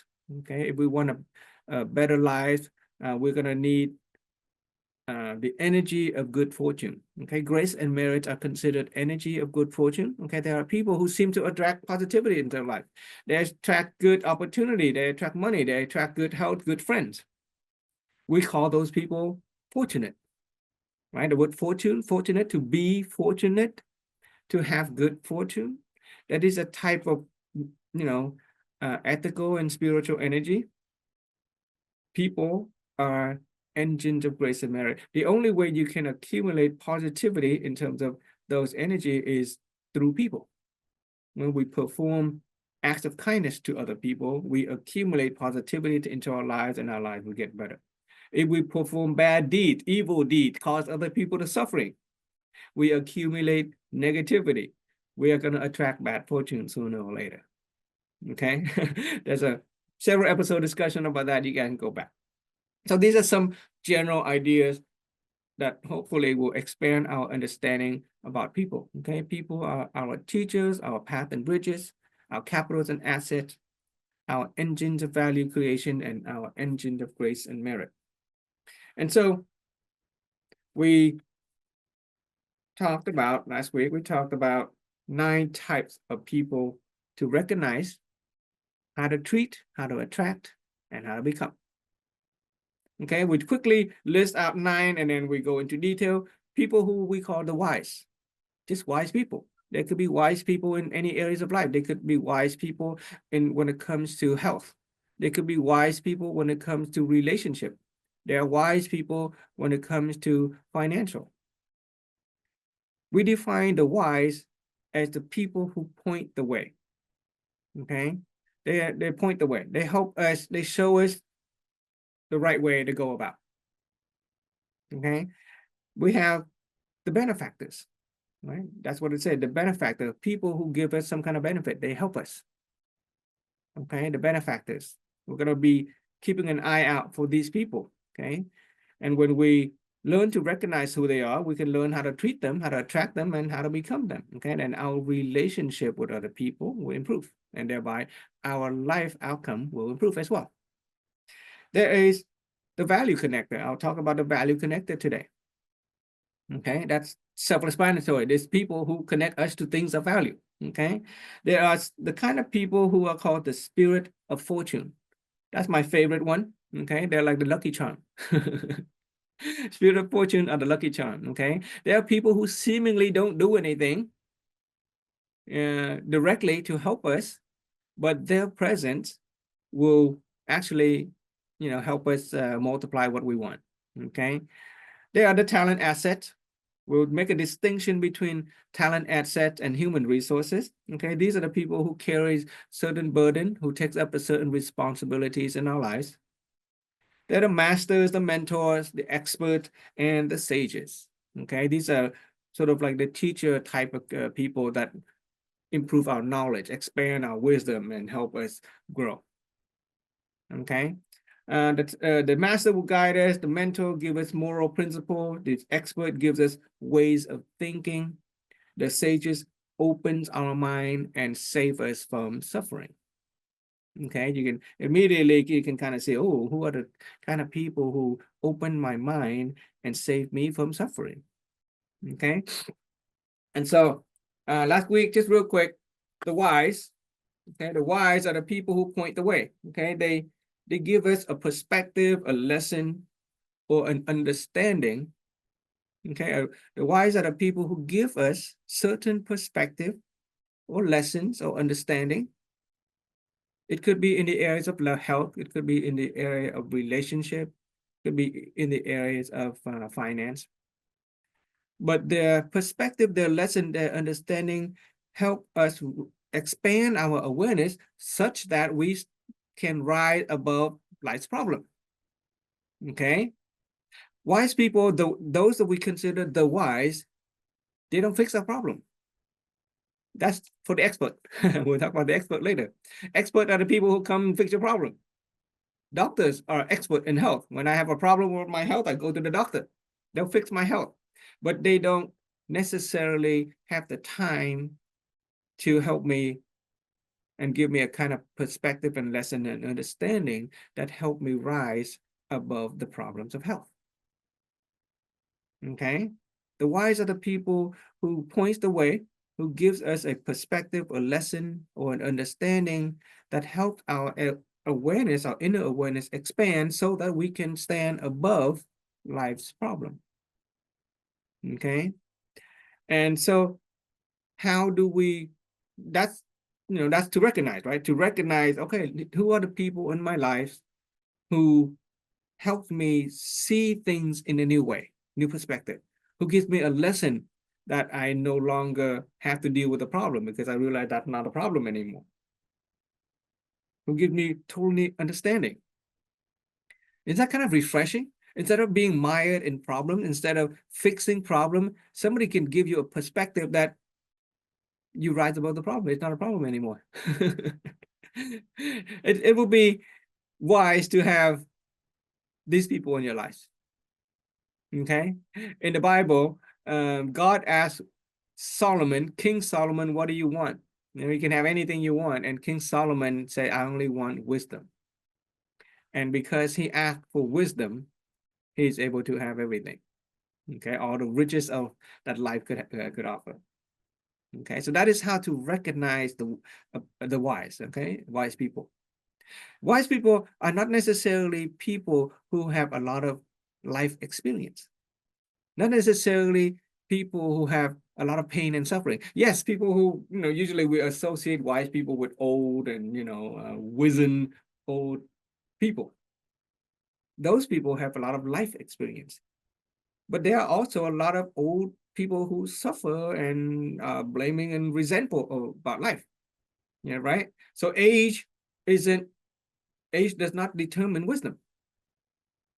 Okay, there's a saying, it does not matter how long you live, it matters how or when you realize something, when you become enlightened, when you have a certain lesson that make you wiser. Okay, give you a perspective, a lesson, and understanding that allows you to stand above life's problem.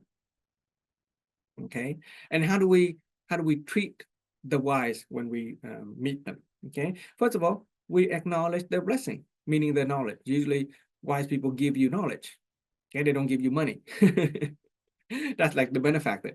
Okay, wise people give us knowledge, give us perspective, lesson, understanding. We acknowledge those blessings, acknowledge those knowledge. We honor it. Okay, honor the blessing, honor the knowledge. And the way to do that, and the best way to honor that and appreciate it, is to give it to other people. Pay it forward. Give other people that fresh perspective and understanding that help other people rise above their life's problem.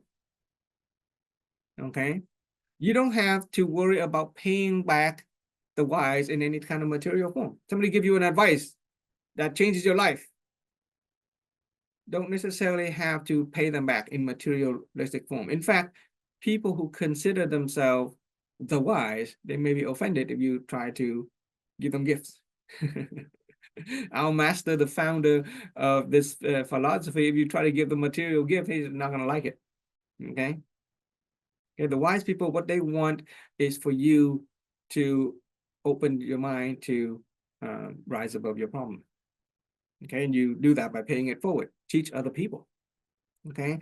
And these green ones are for the reviewers. Okay. In order to become the person of the why, you have to understand the root cause formula. Okay, meaning you have to take ownership of your life. Those of you who are new, go back and read the root cause, listen to the root cause formula. Root cause formula teaches us to take ownership of our own life. The root cause of life begins with me, and I don't blame other people. Okay, we talk about honoring gratitude. Right? When honoring gratitude disappear, we begin to resent people. It takes wisdom level 2, root cause of life formula. Okay, we have to master the human construct. The human construct talks about the human nature, talks about the basic need for food, for rest, for identity, for fame, for appearance. Human nature has desire. We have imagination. We have anger. We have ethic. Understanding the human construct, understanding human nature will help you become a person of wisdom, the wise. Okay, you understand you have to master the reality triangle. When you understand that all things has a physical manifestation, that physical manifestation came from some energy, and the energy came from some basic information that we call source concept. Once you understand those 3 reference system, then it is simple to become what other people would call the wise. And you don't have to be old. You can be a young person and you grasp this and you talk, people recognize, oh, that's pretty wise. In fact, sometimes our children would say things that sometimes they, out of character, whoa, that's really wise, son, or that really wise daughter. Right? A young person can be wise if they understand some basic concept about human nature. Okay, so that the wise. Okay, and then last week we talked about the benefactors. Okay, benefactors. Basically, benefactors are the people who help us in some part of our life, or some stages of our lives. Okay, benefactors are the people who helped. They help us in some part of our lives or some stages. They could be divided into great or major benefactor, great benefactors, the medium sized kind of benefactors, and then the small or minor benefactors. Okay, somebody who spot us for lunch, you can be considered a small benefactor. People who give birth to us, raise us, clothe us, send us to school, care for us. Those may be considered great benefactors. Right? And the irony is oftentimes we worry about paying back a loan that our friend give us, and we never bother to take care of the great benefactors who give us life. Right? So the way to recognize benefactor is simple. Other people who help us, and we look all around, everybody is helping us. And in fact, even the people who cook our food. Okay, last week, some of my friends went to the Deer Park Monastery, met Andre and Jane. Wonderful experience. And so here's the question I have for anybody who can answer. And if you know the answer, obviously don't answer. But the question is, how long does it take to cook a pot of rice?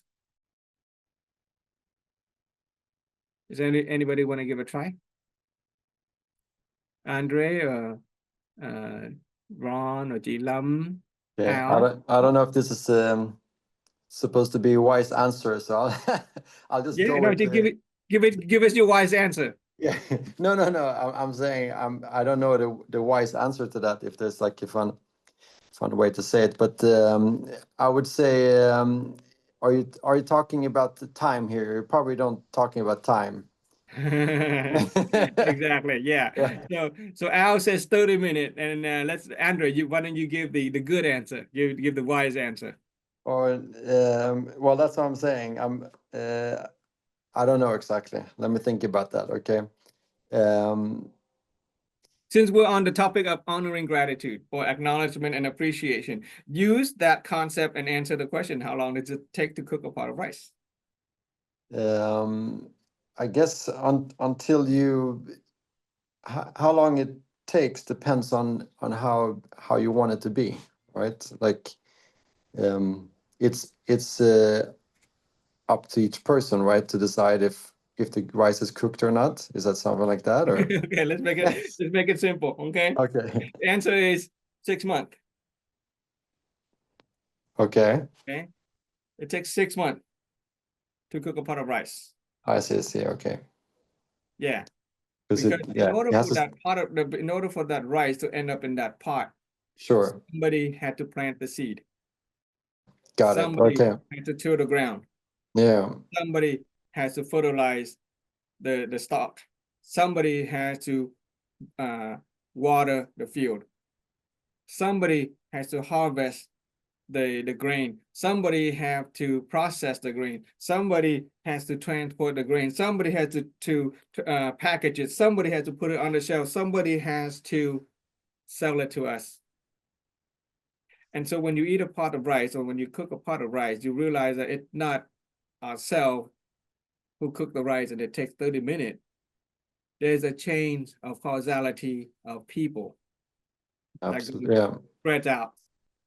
And that's where we do the practice. When we practice gratitude, we often go into that kind of understanding. Exactly. We teach our kids, like, thank you for this food, and then mention all of these things that had to happen for that Exactly. food to even get to the table. Exactly. That Yeah. is called expanding our awareness and perception. That is called being touched and moved by things that we don't necessarily deserve to have in the first place. It's just a pot of rice, but thousands and thousands and thousands of people, thousands and thousands and thousands of hours, thousands of dollars go together in different parts of the world into giving us this pot of rice. And if you realize that the grain of rice came from the earth, then you can be grateful for the earth. And if you're a scientist and you study astronomy and you realize that the earth comes from the stars and the dust in the cloud in the galaxy and the universe, and if you're a religious person, you realize that God created all of that, and you can be grateful to God. But if all you do is teach a child, thank you, God, for this pot of rice, and you don't teach them the in-between, then they are missing out on the totality of the value of the pot of rice. Right? Children, we teach them to say thanks, thank you, God. And that's fine, that's good. But if you thank God when you forget all the chain in between, and that's still very short. And as a result, many religious people go around praising and thanking God while they are belittling or they are treating their fellow human being less than human. In the Bible, it says human being was created in the image of God. We can't see God, but yet we can. Just look at the next human. You want to see God? Take a look at the next human being. That is the image of God. And if Can we I say, recognize each person as the image of God, then every day we're looking at God. Ooh, I love the way that people say, if you don't see God in all, you can't see God at all. Exactly, yeah. I Yeah. just want to say that's one of my Al favorites. says, what a great way to look at things. I will share that with my son. Yeah, I appreciate that, Al. Yeah. Okay, that is our benefactor. Okay. And just by talking now, we have raised our awareness and perception about people. And if we start to see that with our colleagues at work, our spouse, okay, we realize that we are here today. That's why I'm very grateful, not only for you, but your spouse and your family members. They're out there doing things that you should be doing. Somebody's cooking, right? Somebody is cleaning the house. Somebody's doing things that you can have the time to be here to share with us. Okay, and we acknowledge and we honor them, okay, as much as we can. And unlike the wise, that they don't want material compensation, with our benefactor, we should compensate them. Okay, find some way to pay back. Okay, the human being. Okay, we're gonna buy something at a fair price. If our parents help us, find a way to help them. Okay, it's realistically it's impossible for us to put a monetary value on the kind of value that our parents have given to us. But what we can do is work so that we can help our benefactor achieve their own lives, dreams, and aspiration. They have dreams and aspiration too. Our parents help us achieve our dreams and aspiration. We can help them achieve their dreams and aspiration. And for those of us who are fortunate to have parents whose dreams and aspiration is for us to be happy and healthy and successful, that all we got to do is be happy, healthy, and successful. Okay. Okay, and to pay back, okay, the ties that bind, so the little favors, okay, people who help us, those are the little favors. And we talked about the balance of the exchange of blessings. Okay, when it comes to benefactors, don't be so hurry to pay back right away. Okay, somebody spot us for lunch, maybe you can pay them back. But if somebody spot us for lunch and we are so hurry to pay them back, or somebody do us a big favor and we are so hurried to pay them back, what we're doing is we are engaging in an economic transaction, an equal exchange of value, which is great, be fair, but when you engage in an economic exchange of equal value, what you do is you end up in a zero-sum game. I receive X amount of value, I give back X amount of value, it cancels out. Okay, think about that one. When it comes to relationship with our people whom you want to maintain a relationship with, be a little clever when it comes to paying back favors. It is okay to owe a little bit of favor. so that you can carry that energy, so that when they when you know, the person really needs our help, and they ask for help, we are more ready to help them.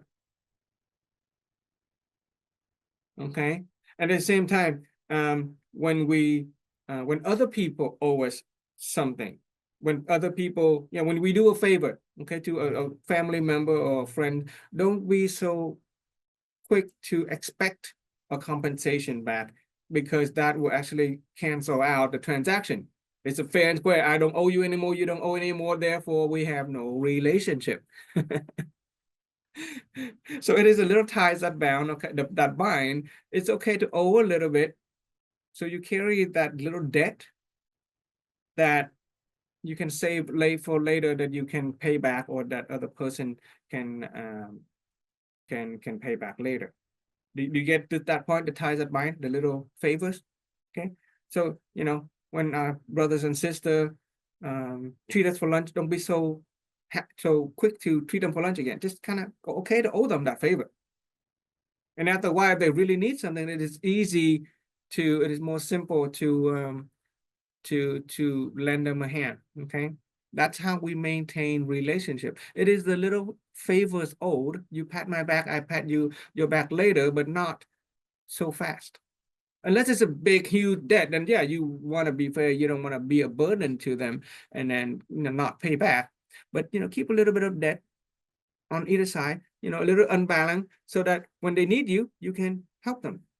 Okay, when they need you, you can help them. But when you need them, they can help it. You know, it is a wise way of maintain a degree of small debt. Okay, if you owe people all the time, they're gonna stop helping you. They're gonna cut the ties. Okay, so okay, and then how do you know that's how you repay, that's how you treat a benefactor. How do you attract more benefactor into your life? How do you attract them? Is to maintain integrity. Okay, you have to maintain integrity so that people would want to help you some more. So many people would want to help you. Okay, integrity is a word that encompasses different kind of virtue. Among them is humanity, which is kindness. Maintain the virtue of proprietary justice, wisdom, and trustworthiness. We'll talk about that later. Okay, so if you are a person of integrity, can you imagine you will have many benefactors? Yeah, right. Many people would want to help you. If you have great big project, you can call in a lot of favor. You can ask a lot of people to help. If you have integrity, you can attract a lot of benefactors into your life. And obviously, if you want to be a benefactor to other people, you help them. Okay, you help them. Okay, so that just review. Okay, today, any questions so far about benefactors? Yeah, no. Okay. Actually, Frank, Yeah, that's just like you're suffering when you're holding on to, like, you owe somebody. You're let go of the suffering and accept the gratitude that they bought you a dinner or whatever. okay. Yeah. It's similar, right? Yeah. If they buy, if somebody treat you to dinner, just be grateful for it. Yeah, just be grateful. Yeah, Let go of the don't be suffering. so hurry to pay them back in terms of buying them dinner. Just be grateful. Mhm. And when you show, you know, your gratitude, in fact, if we show gratitude toward another person, that intangible, that non-material value that you offer them could be more valuable to them than another dinner. Yeah, because you know, it maintains that ties. Okay, yeah, it improves your affinity with another person, because if you just, you know, pay them back with another dinner, then you know, you cancel it out. You cancel out the transaction. It's an equal exchange of value. It's an economic exchange, and there's no relationship. There's no affinity. Okay. So the wise, the benefactor. Today we are going to talk about a type of person.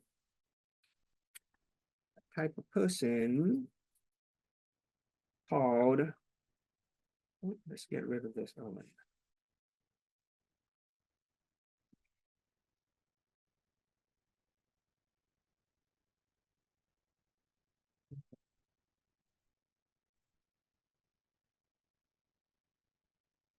Okay. Okay, here we go. This one is called the value connector. Okay, value connector. Okay. The value connector is defined as, this is how we recognize them. Okay, so you understand this definition, then you can, if you can understand this definition, then you can recognize them.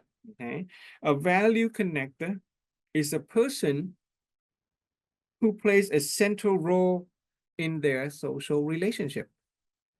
Okay, a value connector is a person who plays a central role in their social relationship.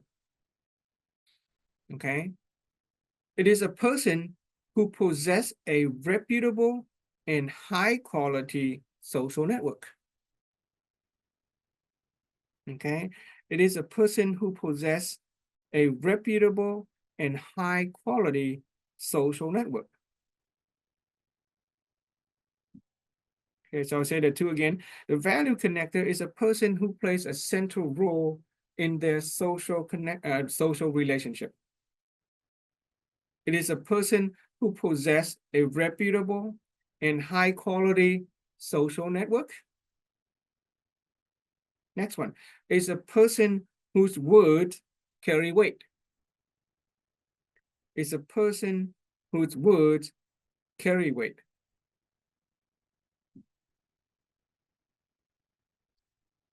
And of course, the value connector is a person who connects us to things and people of value.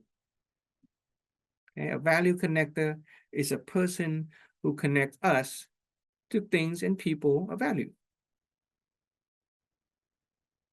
Okay, so the whole thing again, a value connector is a person who plays a central role in their social relationship, is a person who possesses a reputable and high quality social network, is a person whose words carry weight,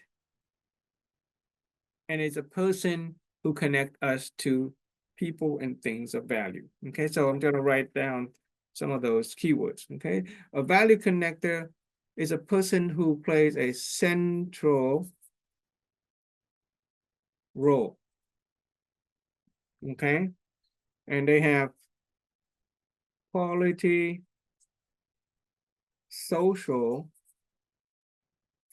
network work.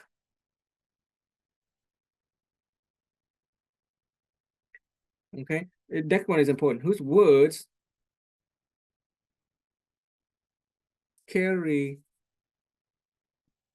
weight. Okay, and they connect us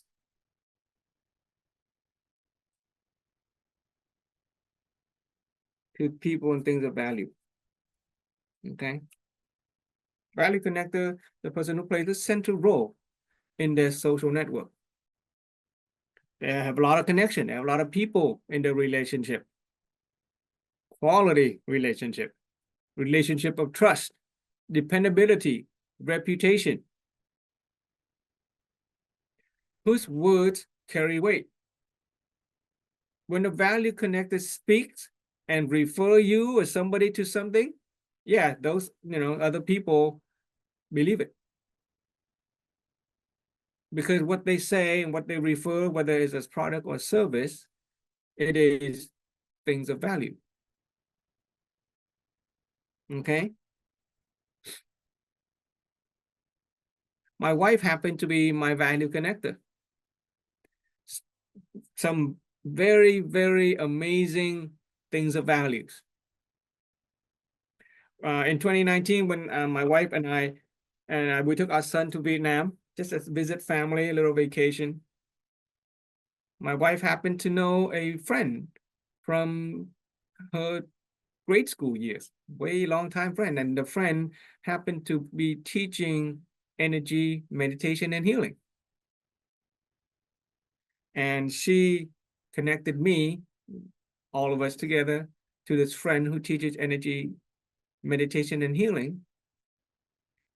And thanks to the learning, energy, meditation, and healing, I was able to basically revolutionize, how do you say, transform my a lot of my mental health.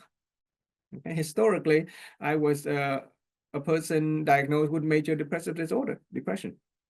I was on medication for 23 years. But thanks to my wife who introduced me to the friend who taught us energy healing and meditation, the practice that I do every day has enabled me to get out of psychiatric medication. And it's a big step, big step in terms of transforming my mental health. My wife is a value connector, introducing me to this philosophy of health and happiness. Okay, introduced me to, she just sent me a set of audio recording, 21-day recording in Vietnamese. And when learning about it, I found that to be very useful, very beneficial. Okay? It transformed our relationship, our marriage relationship. It transformed my relationship with my son. It transformed my relationship with my coworker. Gives me a whole new awareness and perception about health. Whereas previously, health was a process of removing illnesses. And I kept on taking a lot of medication, kept on trying to remove illnesses. Now I'm focusing on health.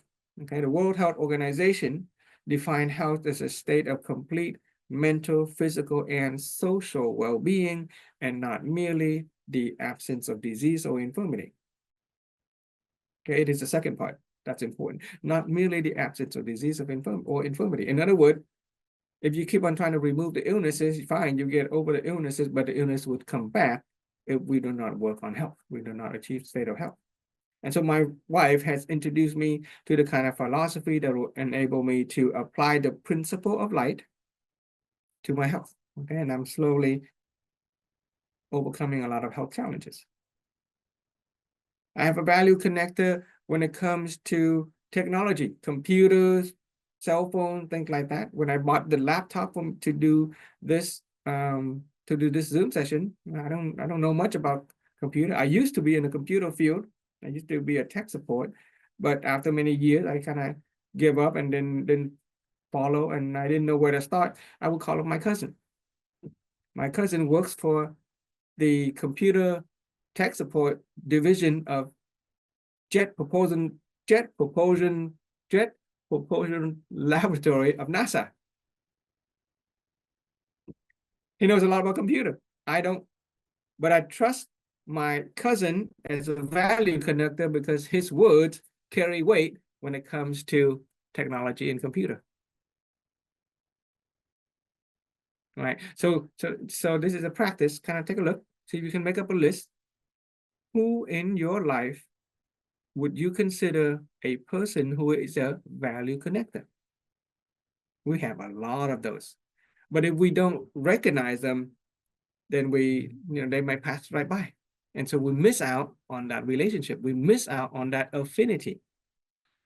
And so our lives miss out on the opportunity of becoming desirable and helpful. Okay.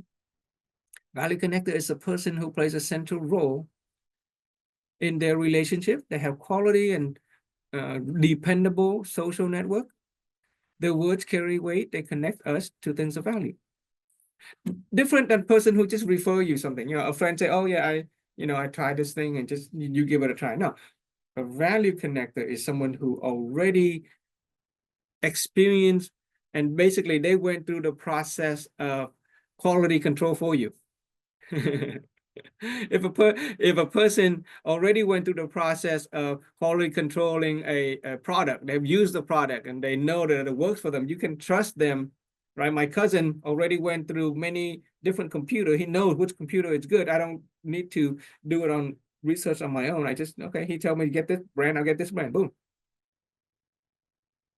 Okay, if a friend tells you that the philosophy of group education that we're doing here has transformed their lives, you don't need to question whether it's beneficial or not, because it already transformed their life. Okay, not the same as a person who simply refer you. Sometimes people just refer you because they get some benefit out of that, a referral fee, something like that, right? Product.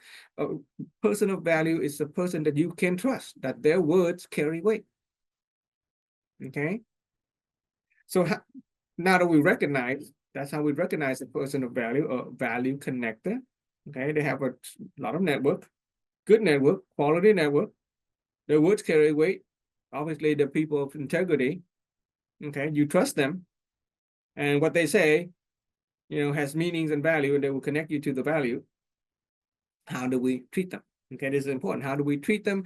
How do we keep them? Okay, you have to be considerate and responsible with our relationship with the value connector. Okay, how to treat the value connector, be considerate and responsible with our relationship with our value connector. Okay, don't ruin the relationship. Obviously, we're learning about honoring gratitude. We're learning about acknowledgement and gratitude. So be appreciative of our value connector. Inform our value connector of the value that you have got from them. So if somebody referred you to this education and you got some value out of it, tell them back, oh yeah, by the way, yes, you referred me to this philosophy and I've transformed my life, and now my life with my wife and my children are better.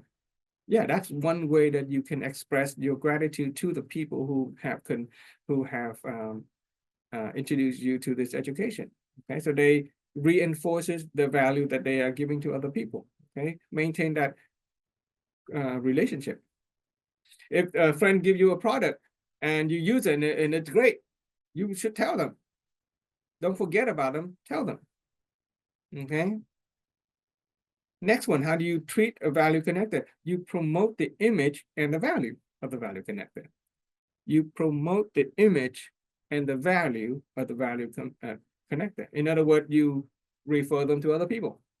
Expand their network. Because of their network, a value connector could have referred you to, another one.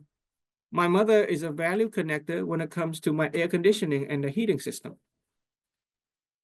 Okay, when my heating system has a problem, I have to, instead of researching in the dark, and different company would come and take a look at my air conditioning and heating system, and they would quote me a nasty big price. My mom referred me to a very reputable heating and air conditioning repairman who came and took a look, fixed a little setting in my thermostat, charged me $100. Where another company would want to charge me $7,000 to replace the whole system. So what do? I better refer that value connector to other people, promote their image, help them expand their network. Okay, that person has just brought me, basically he saved me, takes $6,000 worth of money.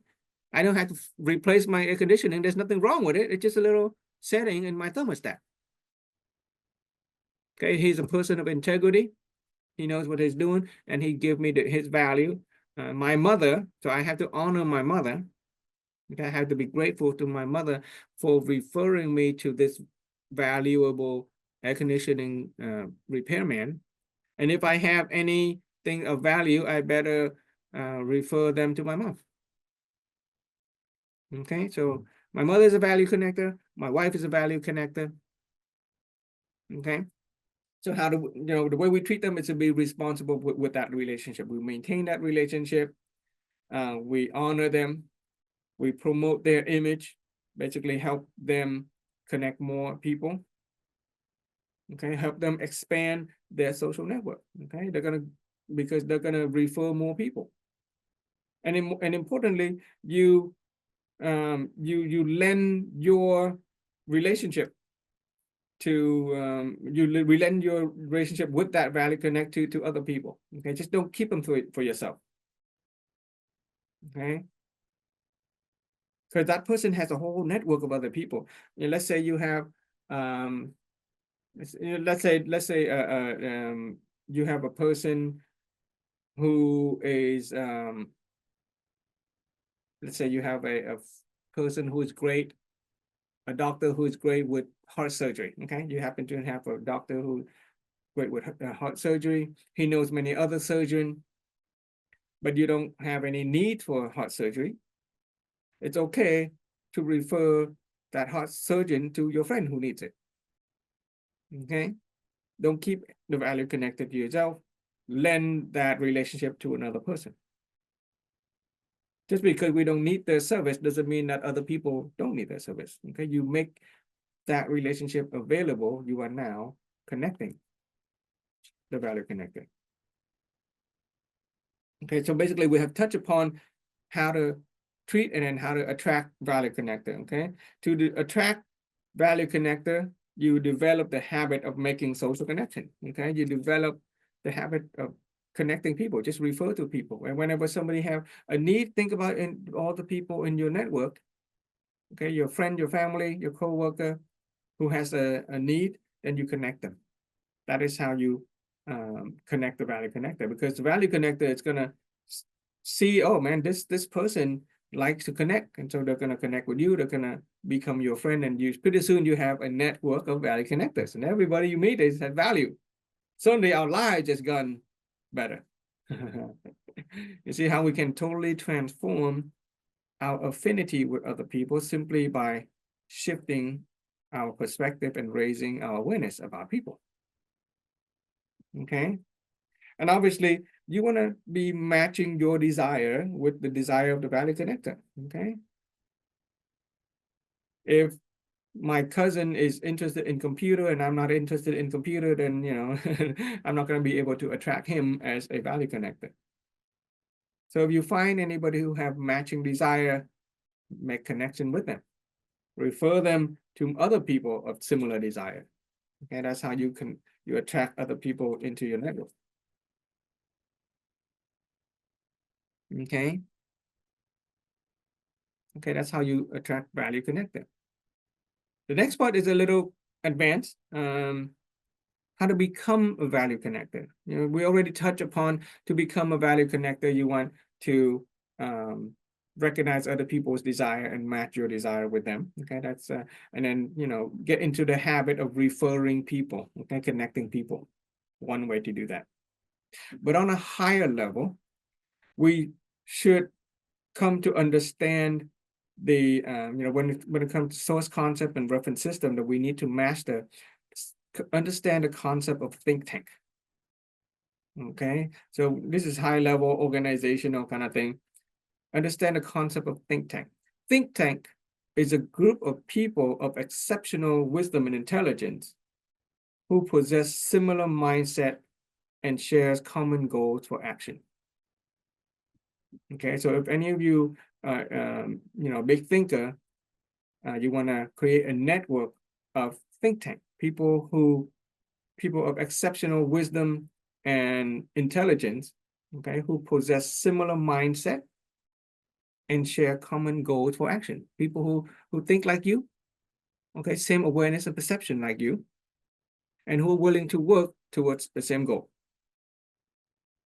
Okay, and when you have those people around you, okay, you are the value connector, everybody around you value connector, they're gonna pull other people together, and that's how you can build great big projects and make your dreams come true. Okay, the next part about becoming a value connector is that we need to master the law of cause and condition.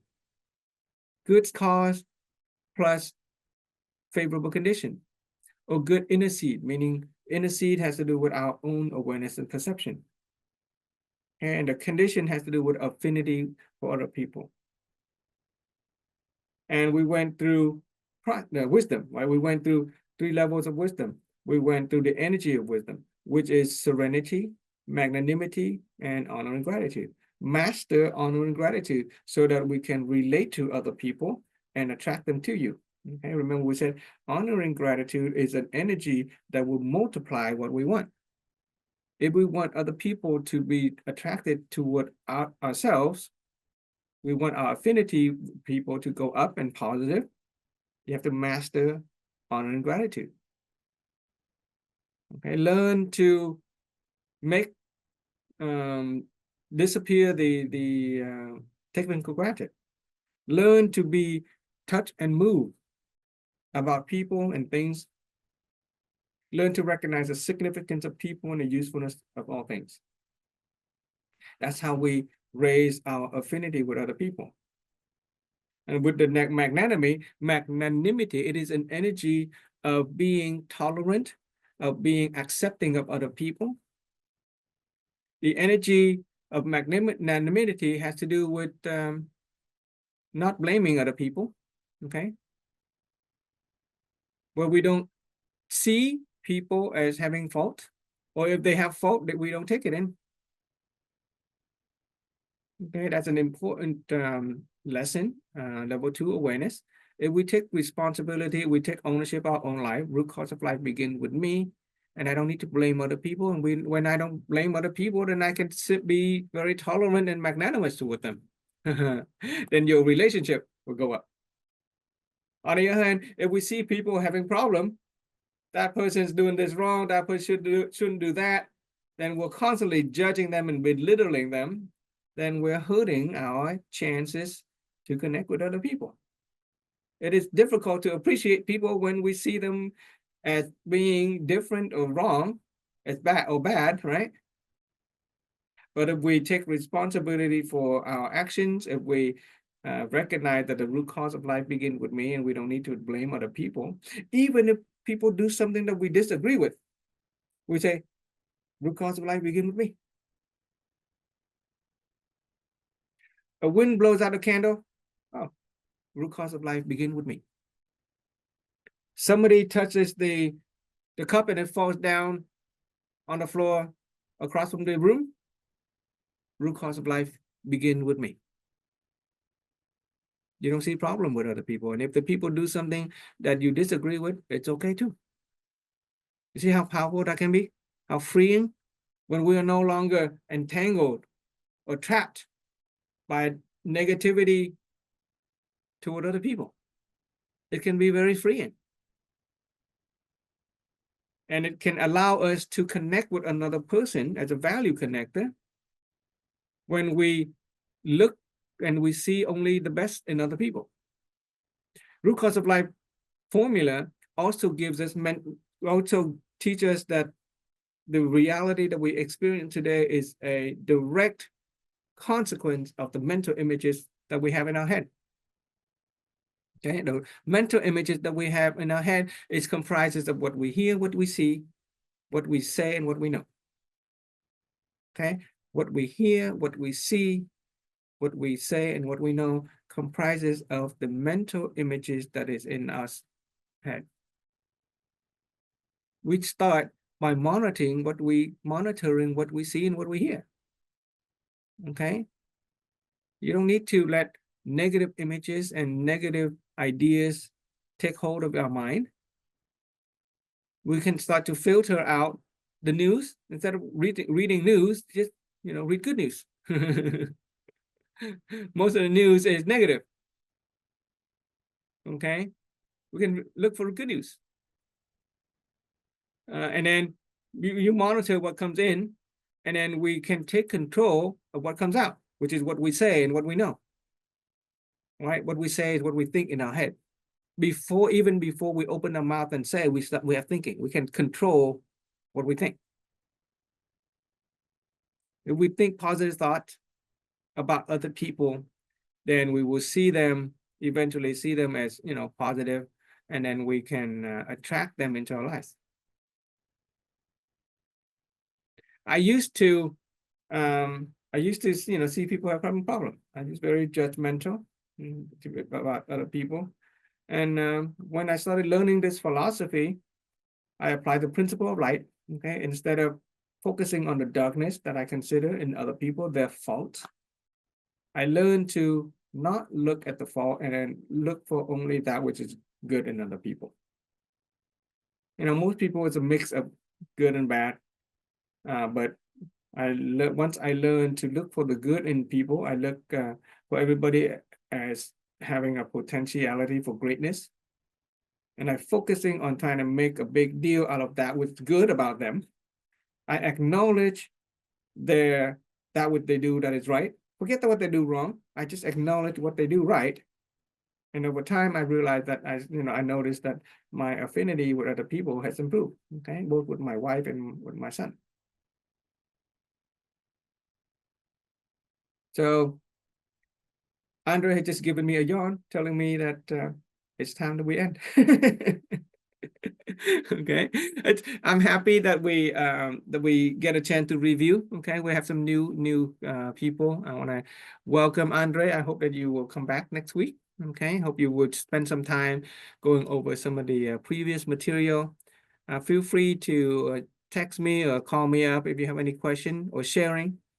One of the way that we try to maximize our learning is to practice this principle. There's another principle. Remember, earlier we said if we go along with the principle of life, certain principle, then we will achieve what we want in a relatively simple fashion without experiencing difficulty, without paying the price of pain and suffering. One of the principle is the principle of light. Another one is the natural law of causality. This one is called the principle of brain or mental activation. And it has to do with reviewing the lesson that we learn every day, every time we encounter some new knowledge. We go back and we ask, okay, what did I learn today? What's new to me? Of all of those things, what did I find to be most impressionable? Right? What impressed me the most? And what impressed to me the most should be the kind of thing that is applicable, that I can actually use.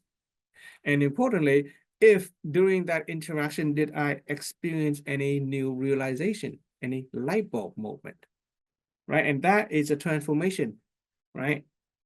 Because at that light bulb, that new awareness allows us to think different, behave different, and thereby our outcome in life is going to be different. Okay. So with that, does anybody have any question? And would you like to share anything that you just learned today? What are some lessons that you got out of it? What do you find to be impressed? And if you experienced any realization today? Could be, new people or returnees. Okay, well, I just want to, as a new person here, I want to say thank you, Frank, for having me. Thank you so much, and thank you for everyone to have me here as well. I really enjoyed everything today to be part of this, and although I feel like in some way it's like it's not new to me, but it's like sinking in a new way that it's very refreshing. One thing that really stood out for me was just the realization that when we look at this house, of all the different parts, because like I have a moment when I'm struggling with finances, and it's something that come and go in my life, and I never really feel like I get stressed out by it, but I think this time it's hitting me on a new level, and it's not really stressing me out still, but it's making me aware that I need to look at things differently, So today's this time with you guys made me really realize how much more I have to work on the other parts instead of only focusing on that which I see problems in, things that I knew, but maybe now I can take it in on a whole new level, so that I'm really grateful for and looking forward to continue this journey and understanding it better. So thank you. That's what I want to share. Yeah, thank you for that, Andre. And if you are if occasionally from time to time we find ourselves in, let's say, some financial difficulty, okay, just realize that it is not the finance that is in trouble. Okay, it is not the finance that we need to work on. Just realize that somewhere along the line, okay, the walls or the light somewhere along here simply need to be lightened up a little bit better. If we work on our wisdom, okay, it's important to, if you go back to those the past, you should start from beginning. If we light up the candle of wisdom, if we optimize our attitude, if we make our character the kind of wholesome character, make our person integrity, work on our physical health, our capability, which is our skill, our power, and stuff like that, then it's impossible to not get rich. But if you focus on trying to fix the problem with your finance, that's like trying to build a house from the top down. And if we try to fix the problem of finance without realizing that we are not working on our health, which is, include our physical health, our mental health, okay? If we're not working on our relationship or our inner being, then yeah, we may achieve a degree of financial richness, okay? But if at the expense of something else, okay? Especially expense of our health usually. When we work harder, we get stressed out, or expense of our relationship. Okay, so if if our finance is sometime good and sometime bad, that means somewhere along here, some of the candle needs to be strengthened a little bit. Okay, yeah, and the whole process. This is a step-by-step process. Once you get it, it's very simple. Okay, this is a process by which we simplify all the life's complexity, by the process by which we transform ourselves from the inside out, working with the inner being. The first 10 sessions is all about inner being, about wisdom. In fact, I think the first 10 sessions is just fundamentals, principles, and natural laws. We didn't even begin wisdom until like number 10. Okay, it is the foundation. Once we understand the foundation, then we can have wisdom, because the alternative is life without wisdom. Okay, the alternative is life where people have finance and then they would lose it very simply, or finance without health and they would lose it, or finance with poor relationship and they would lose it. It is these intangible or non-material quality of our lives that is more lasting. And if we have a solid foundation of our inner being, then everything kind of fall in place. We don't have to work so hard. Okay. Yeah, thank you for sharing. Anybody else?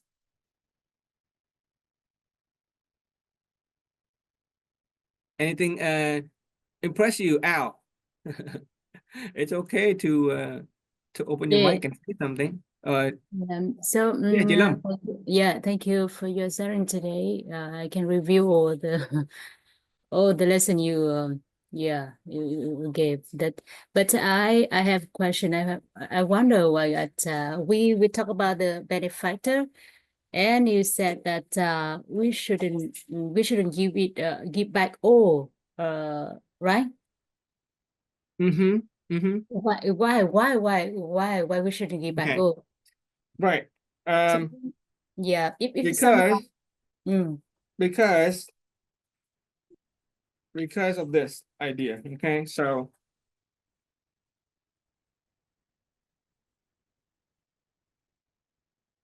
because if let's say we owe somebody X amount of money, okay, this is plus, okay, and we give it back to them X amount of money,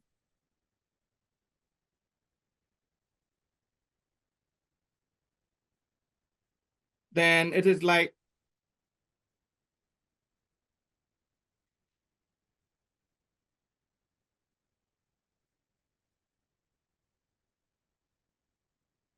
right? In order to be fair, right? In order to be fair, we owe somebody, we give back the same amount.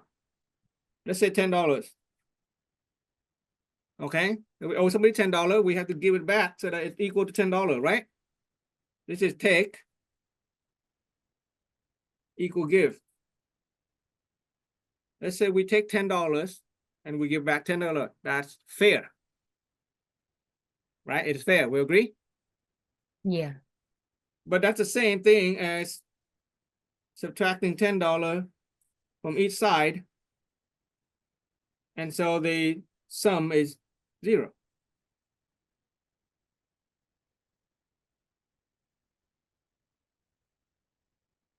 It's fair. Yeah, it's fair. But it's an economic exchange, and thereby no value, no extra value is created out of that. Okay, no extra value is created out of that. Okay, if okay, let's say let's pretend that never mind that. Let's pretend that we can measure the value of all the benefits that our parents had given to us. Okay, let's say we can count up all the money. Let's say our parents give birth to us, they send us to school, they feed us, they clothe us, they house us, they take care of. Let's pretend that we can put money in, that we can put that into value. Let's say that $1 trillion. Okay, let's pretend that the value that our parents have given to us is $1 trillion. Okay, TRI. Okay, many zero. And let's say we can come up with $1 trillion and we give it to our parent. Give our parent $1 trillion and now we're even. Now we're even. Right this moment, if I can give you $1 trillion and you use that $1 trillion you give to your parent, now you are even. You have paid off all the debt to your parent. Would you be happy, or would your parent be happy to receive that $1 trillion if you leave and never talk to them again?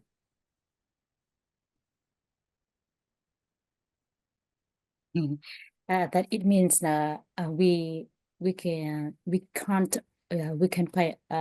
pay all that we still appreciate that their help, right? Yeah. So Yeah. so as long as we feel a sense that we still owe them a little bit, we have a sense that we still owe them, then we will continue to want to pay back. We will Yeah. continue to want to pay to do them favors.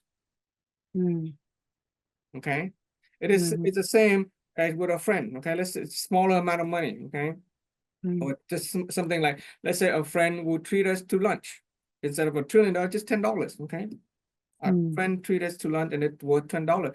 If you want, you can pay them $10. You can afford it. But if you pay them $10, then you are now on equal footing. And so there is nothing to tie us to that. You can go your way and your friend can go their way, and there is nothing to tie us, right? Because we're fair, we're on the same level, and we can cut off that relationship. Nobody have any problem. That's fine. But then we have no relationship. But we can pay all, but we still appreciate them, and we can connect. We can keep connection, right? Yeah, you could if you want to. Okay, I'm just saying that just think about it. Okay, think about it. Yeah. Okay. So that's just just an idea to play with. Okay, I'm just saying that be a little clever in maintaining relationship, especially when it comes to favor.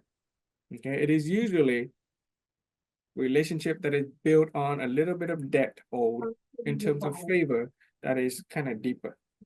It is always that sense of honoring gratitude. In fact, that sense of gratitude is the sense that I still owe that person.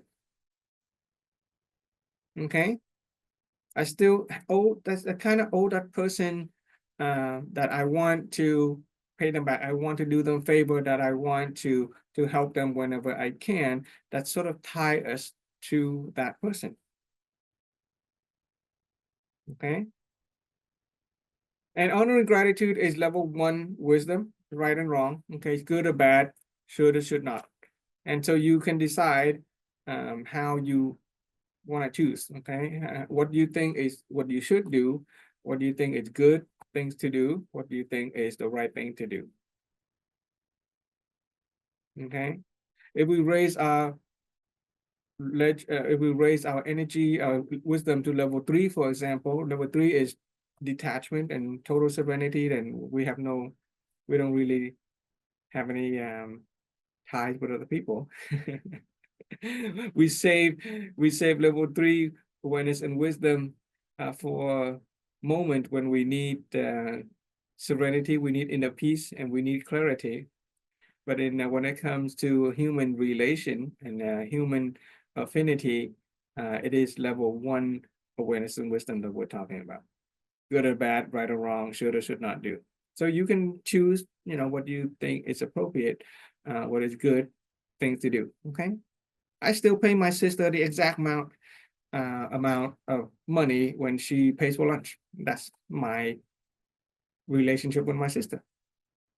But when my sister asked me to drive her and her family to the airport, I do that as a favor.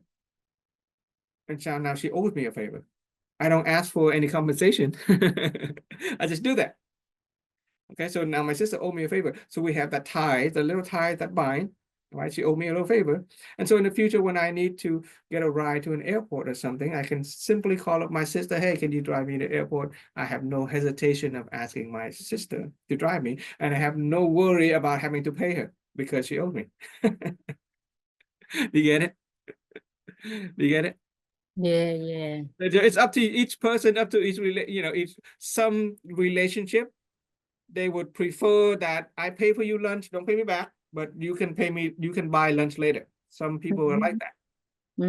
Me and my sister, she prefers that we come to an equal, exchange when it comes to lunch and eating out. If I pay for lunch, she would send me the money back. If she buys lunch, I would send her the money back. But we would owe each other favor in other way. Like she would pick up my kids from school. And that would be a favor that I owe. And then I would pick up her kid from school. That is a favor that she owes. Right? I don't try to, when she picks up my kid from school, I don't try to find ways to pay back the favor right away. When is your kid gonna go to school again? So I had to pick up. No, just leave that debt. Eventually that person will call us and get the call us on our favor, and it'll be easy for them to ask us a favor when they know that we owe them a favor. You get it? Yes. Yeah. Okay. So the little ties that bind, it takes a little bit of wisdom to allow those things to happen. Of course, if you do it all the time, okay, if my sister keep on having to pick up my son all the time, and I don't do anything to help her back, then after a while, that balance is gonna be unbalanced, and she's not gonna want to do it anymore. Right? You can keep a little bit of, not too much. Okay. Yes. Okay, a little bit here, a little bit there. That's how relationship is built upon little ties that bind, little favors. Okay, did that answer your question? Yeah, it's nice. Yeah. So some things is an equal economic exchange. Other things it's okay to owe a little bit of favor. And remember, when we apply the human construct, in the human construct system of reference, there is the idea of grace and merit. Okay, when we do somebody a favor, we earn a little bit of grace and merit. We earn a positive energy. We attract good things to us. So don't be so hurried in paying back and balancing out that debt right away, because that would also cancel out your grace and merit. When we do a lot of things for other people, when we do a lot of favor for other people, we accumulate, positive energy, and that will enable positivity to come into our lives. And at the same time, now that we have awareness and wisdom, we allow other people to do favor to us. It's okay to accept help from other people. because we're doing them a favor, even though they're helping us. We give the other person a chance to help us so that they can accumulate some positivity in terms of their grace and merit, and so that their lives would improve. Did you get that point? That's a religion. Yes. Yeah, that's a religion and spiritual perspective. Okay, you have to. This is why the Buddha goes and beg for food. Okay, the Buddha had the ability to work for food, but the Buddha did not work for food. The Buddha begged for food. And by begging for food, he's giving the other person a chance to do him a favor and thereby accumulating some positive energy in terms of grace and merit into their lives so that their lives would get better.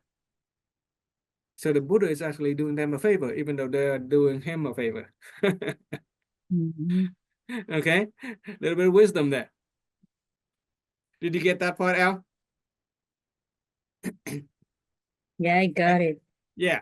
In Christianity, they tell it to help, to do charitable thing, but they don't understand. They don't explain the working mechanism behind that. Okay, God wants us to help other people. Okay, to feed the poor, to help the homeless, to care for the sick. But they don't. They just say that when you do that, you go to heaven. But they don't explain the energy behind it. Whenever it is only the meditative tradition in the East that recognize the engines of grace and merit. When we help other people, we accumulate positivity into our own life, into our own being. There's a type of energy, and that attracts positivity into our lives. When other people help us, they accumulate positivity, they accumulate grace and merit into the good fortune account, and thereby good things would happen to them. That's why they become more fortunate when they are more helpful. Okay. Did you get that part, Andre? Okay, awesome. Okay, all righty. And I think that one is pretty easy for me. I feel Oh, like yeah, okay. it's just a matter of it's just ways to stay connected, Yeah, that's all it is, in any kind of way that you can be connected, as long as it's a positive connection, it's good, to yeah. keep you having reasons to continue the connection. Mm-hmm. Yeah. And finally, did you notice that time just went by like that? Yep. You were asking how long. Yeah. Earlier, you were wondering how long. This is 2.5, almost 3 hours. Wow. Yeah. Yeah, No, there is a Al, if you go back to the video, I think there is a episode that we talk about the vibrational energy of time. Mhm. Okay, so watch that video. It'll explain why time went by really fast. Basically, Yeah, when we're yeah. enjoying ourselves, time seems to be going by really fast, but at the same time, we are very productive. We get a lot Yeah. of value. We create a lot of value in that time. When we are bored and depressed, time seems to drag on, just like when we're waiting. Time drag on. And even though we have a lot of time, we do nothing. We create no value when we're bored. Okay. Yeah. So it's a beautiful thing about a human energy when we are positive. Okay, we are very positive. Honoring gratitude is a positive energy, and when we are positive, time flies right by. But at the same time, we get a lot of value. We create a lot of Yeah. value. We gain a lot of value. This engine of value creation has been spinning really fast this entire time. Okay. Yeah. Yeah. Okay. Thank you. Okay. I hope I you thought guys it will was. join us again. Yeah. Okay. I hope you guys join us again next Wednesday, same time, 6 p.m.